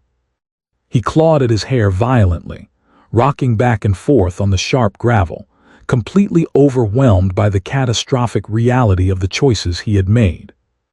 He was going to federal prison. He was saddled with millions of dollars in insurmountable debt. He had lost his home, his car, his career, and his father, and it was all his own doing. He was the sole architect of his own absolute destruction. Every lie he told had paved the road that led to this exact moment. While Tyler was drowning in the ocean he had created, Brittany was experiencing her own terrifying awakening.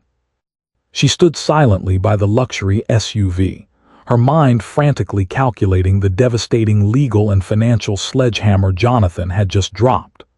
The arrogant sneer that usually adorned her face had been completely erased, replaced by a mask of pure, unmasked terror.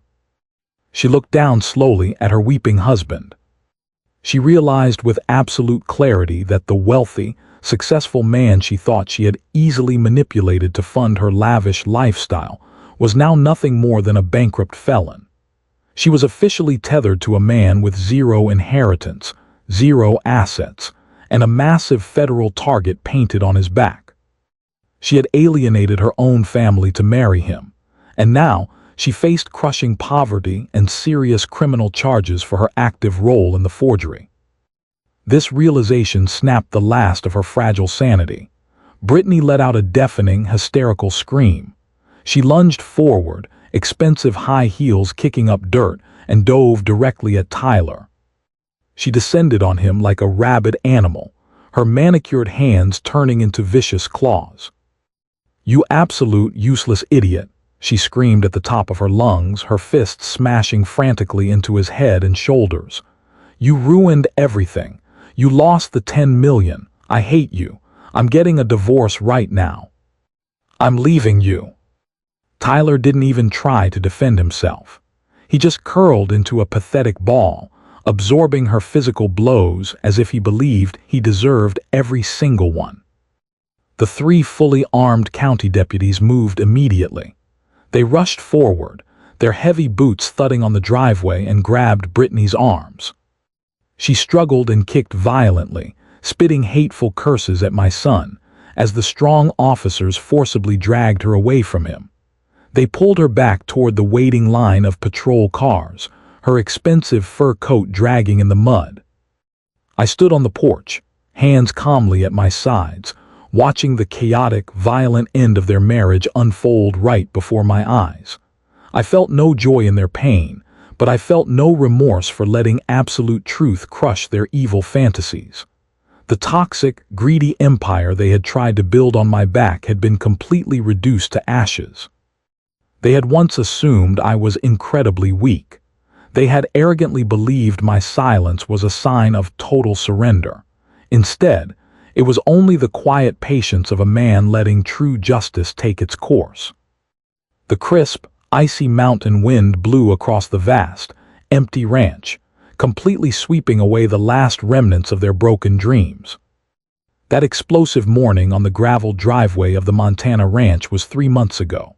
The crisp autumn wind slowly gave way to a heavy, icy winter, burying the vast, rolling green pastures under a thick layer of pure, flawless snow. The violent, chaotic dust kicked up when Tyler and Brittany arrived with their arrogance had long since settled into the frozen earth. However, in Chicago, the catastrophic consequences of their profound greed were still actively destroying every aspect of their miserable lives. The high-profile divorce case between my son and his wicked wife was incredibly bitter, a toxic drama played out in cold courtrooms and the even more unforgiving court of public opinion. Brittany, the woman who had once prided herself on projecting an image of absolute, untouchable luxury, was now drowning in the horrific nightmare she had created for herself.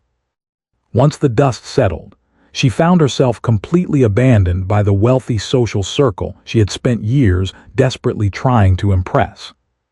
The moment federal investigators knocked on the door of their Chicago home with a comprehensive search warrant, her so-called friends vanished. The federal authorities didn't care about her expensive designer clothes or her meticulously curated social media image. They only cared about the ironclad HD video evidence, proving she had actively conspired to tamper with a legal medical proxy. Brittany has been formally charged with multiple serious counts, including federal wire fraud, aggravated identity theft, and conspiracy to commit real estate fraud. She is currently out on strictly limited bail, wearing a bulky, humiliating ankle monitor that tracks her every move. She spends her days weeping in a tiny, cramped rental apartment, desperately trying to negotiate a plea deal that might keep her out of federal prison, even though her expensive defense attorney has privately admitted that significant jail time is almost certain. In the devastating aftermath of this massive betrayal, Tyler's situation is no better. The ruthless hard-money lender they foolishly scammed acted with the frightening, hungry efficiency of a pack of wolves. Because the collateral for the $5 million loan was rendered legally void by the strict federal conservation easement, the private financial institution immediately enforced their aggressive acceleration clause. Tyler was forced into absolute, total bankruptcy. The spectacular Lincoln Park home, the very same house I had foolishly helped them buy with a massive down payment just a few years ago, was forcibly foreclosed upon and immediately seized. Terrifying repossession agents showed up in the middle of the night to tow away the brand-new luxury Porsche that Brittany had arrogantly bought with cash. They confiscated Tyler's expensive watches, froze his retirement accounts, and drained every single checking and savings account in his name. The lavish lifestyle he had cruelly betrayed his own father to secure had simply evaporated into thin air, leaving him with nothing but a horrifying, insurmountable mountain of debt. He was stripped of his arrogant corporate title. The prestigious consulting firm where he worked terminated his employment the very second his serious federal fraud charges became public. No decent firm in the financial sector would ever hire a man actively involved in a massive money laundering and real estate fraud conspiracy. The proud, arrogant businessman who had once stood in my living room and cruelly threatened to lock me away in a miserable state nursing home was now living the reality he had once despised. Tyler was forced to move into a cramped, single-room apartment in a highly dangerous, severely neglected neighborhood on the edge of the city. The walls of his new home were paper-thin. The heat was mostly broken. The constant wailing of sirens became the nightly background music to his deeply miserable life. To barely survive, to simply put cheap, processed food on a rickety little table, my son had to swallow the very last shred of his self-respect. He found a minimum-wage job as a data entry clerk in a massive, windowless shipping warehouse. He sits for 10 grueling hours every day in a gray, sterile cubicle, staring blankly at a flickering computer monitor, blindly punching endless shipping numbers into a massive, soulless database. His days are incredibly long, deeply humiliating, and completely devoid of the glorious, wealthy future he had been so desperate to steal. Every single time he looks at his meager paycheck, heavily garnished for debt repayment, he is forced to remember, with violent intensity, the $10 million of inheritance he burned with his own hands. The suffocating, painful regret is a heavy, inescapable chain wrapped tightly around his throat, punishing him for every evil choice he made to ruin his life. While Tyler is suffocating under the heavy pressure of his catastrophic consequences, I have finally found the deep, undisturbed peace I'd been desperately searching for since Evelyn passed away. I returned to the magnificent Montana ranch, the sacred sanctuary my beautiful wife had so wisely entrusted entirely to my care. The biting cold of the harsh high mountain winter didn't bother me. In fact, the icy temperatures and the thick, silent snow felt incredibly purifying, as if the rugged land itself was actively washing away the dark, toxic stain of my son's betrayal. I sit comfortably in the heavy wooden rocking chair on the wide front porch of the rustic Maine log cabin, wrapped warmly in a thick wool blanket. I hold a simple ceramic mug filled with steaming black coffee in my calloused hands, listening to the gentle, constant melody of the crystal-clear river flowing in the distance. The frantic, ugly noise of the city, the cruel manipulation of my daughter-in-law, and the heartbreaking failure of my son feel like things that belong to another, entirely different and extremely distant lifetime. I am finally truly free. I haven't just been sitting on the porch, letting my actual wealth gather dust in hidden bank accounts. I knew Evelyn protected this incredible estate for more than just allowing an old mechanic to spend his final years in selfish, absolute isolation. She believed that true wealth is measured by the genuine healing it can provide to those who are truly suffering. Fulfilling her grand final wish became my ultimate driving goal. Using a large portion of the incredibly clean, perfectly legal funds safely stored in my private accounts, I began a beautiful transformation of this vast property. I didn't build the tacky, overpriced luxury resort that Brittany had arrogantly designed. Instead, I carefully established a small, quiet, and deeply respected equine therapy center dedicated specifically to severely disabled military veterans. I hired experienced, compassionate horse trainers and purchased several gentle, highly intuitive rescue horses. We opened the heavy wooden gates of the ranch to those carrying deep, invisible scars, providing them with a safe, sacred space to slowly rebuild their shattered souls through the incredible healing bond of horsemanship.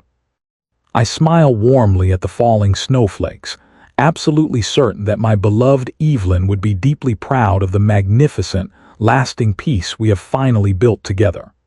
I am determined to ensure that her precious, sacred memory lives on beautifully for countless wonderful generations. The winter sun finally dipped below the jagged mountain peaks, casting long, dark shadows across the snow-white pastures. The biting wind began to pick up, whistling softly through the dense pine forest. I took one last look at the pristine valley, feeling the deep chill finally seep through my thick wool blanket. I stood up from the wooden rocking chair, my boots making a soft thud on the porch floorboards. I turned to walk into the main log cabin, closing the heavy oak door tightly to block out the icy night. The sudden silence inside was immediately comforting. The cabin was filled with the scent of aged cedar and the sweet, lingering smell of pine wood burned in the massive stone fireplace. I walked to the kitchen, a simple space filled with memories, and poured myself a fresh cup of hot black coffee. I cupped my calloused hands around the warm ceramic mug, feeling the steady heat penetrate my skin. I walked toward the old leather armchair positioned perfectly in front of the roaring fireplace. I sat down heavily, letting the deep comfort of the thick cushions swallow my tired bones. The golden, flickering glow of the dancing flames illuminated the dark room, casting warm, soothing shadows against the rustic walls. For what felt like an absolute eternity, my shoulders relaxed completely for the first time. The tight, painful knot of anxiety and betrayal that had been painfully gripping my chest for months finally unraveled. I was completely alone, but I didn't feel lonely. I felt an incredible, profound sense of absolute peace. I slowly lifted my eyes to the wide, stone mantelpiece located directly above the roaring fire. Placed perfectly in the center was the exquisite, silver-framed photograph of my late wife, Evelyn. The warm firelight danced across her smiling face, making her look almost alive, as if she were sitting in the same room with me. I took a slow sip of hot coffee, letting the bitter, mellow taste anchor me in the present moment. I spoke to her out loud, my voice steady and exceptionally clear in the quiet cabin. I told her I had done exactly as she asked. I told her that our beautiful sanctuary was completely safe, protected from the greedy, destructive hands that had tried to tear it apart for selfish gain. I told her that the legacy she spent a lifetime carefully building was absolutely secure, permanently protected by the conservation easement, and now serving a truly noble purpose. I gazed deeply into her bright, loving eyes in the photo, feeling a profound wave of bittersweet emotion wash over me. I had fulfilled my solemn promise to her. I had protected our sacred home, but to do it, I had to completely destroy the fictional world of our only son. This wasn't a victory I rejoiced in or celebrated. It was a solemn and immensely heavy duty I performed with a broken heart. I told her how incredibly difficult it was to watch our boy kneeling in the dirt, begging for a redemption he didn't deserve. I told her how physically painful it was to turn away from him when he needed me the most. But as I stared into the flames, I was absolutely certain I had made the only right choice. Tyler had allowed a toxic, insatiable greed to completely erode his moral foundation. He had voluntarily chosen to stand with a cruel, manipulative woman who viewed his own father as a disposable obstacle. They had eagerly conspired to forge legal documents, steal millions of dollars, and throw me into a miserable state facility without a single shred of genuine remorse. If I had simply forgiven him, if I had paid off his massive debts and protected him from predatory creditors, I would have only validated his terrible behavior. I would have only taught him that he could commit federal crimes, abuse his family, and face no real consequences. I would have been an active participant in his moral destruction. By stepping back, by allowing the incredibly cruel reality of the legal and financial systems to shatter his arrogant delusions, I taught the hardest, most painful lesson a father can give. I forced him to look directly into the terrifying abyss of his own terrible choices. I stripped away the luxurious safety net he had always taken for granted. He now lives in a cramped, miserable studio apartment, works an incredibly grueling minimum wage job, and faces a lifetime of severe financial bankruptcy. He has finally learned the true, undeniable value of hard work, honesty, and accountability. It is a cruel, relentless existence, but it is the life he meticulously built for himself through his own evil, deceptive actions. Many people might look at my story and be quick to judge me as incredibly cruel for pushing my own flesh and blood to the absolute edge of total destruction. They might say that a father should always protect his child, no matter the cost, no matter what crimes have been committed. But at 70 years old, after surviving a lifetime of hard work and painful betrayals, I understand a very cruel and undeniable truth. A parent's love should never become a bulletproof vest for a child's unchecked greed and deliberate criminality. If you constantly protect them from the devastating consequences of their own terrible actions, you aren't saving them. You are only teaching them how to become a better, more efficient monster. True love, the kind of deep love that actually has the power to save a rotting soul, sometimes requires you to step aside completely and let life hit them with absolute full force. It requires you to watch them shatter into a million pieces so they might finally learn how to rebuild themselves into sincere, honest, and authentic human beings. Without a doubt, this is the most painful and heartbreaking lesson a parent can teach. But at the same time, it is the only lesson that is truly lasting. The pain I caused my son was immense, but it was a necessary surgical pain designed to excise the toxic infection that was rapidly killing his humanity. I took one final deep breath and finished the last drop of warm coffee. I leaned back into the worn, old leather armchair, and as the heat radiating from the crackling fireplace washed over my face, I closed my tired eyes. I finally have my peace, and my beautiful wife finally has her justice. If you have ever had to make a truly heartbreaking, incredibly painful decision to teach your own child a profound lesson about basic respect and the consequences of real life, please share your personal story in the comments section below. I will read every single comment, and it helps us know that we are not truly alone in these difficult family struggles. Please hit the like button and subscribe to the channel so you won't miss another story. Thank you so much for taking the time to listen to my story today, and I sincerely wish you a truly wonderful day.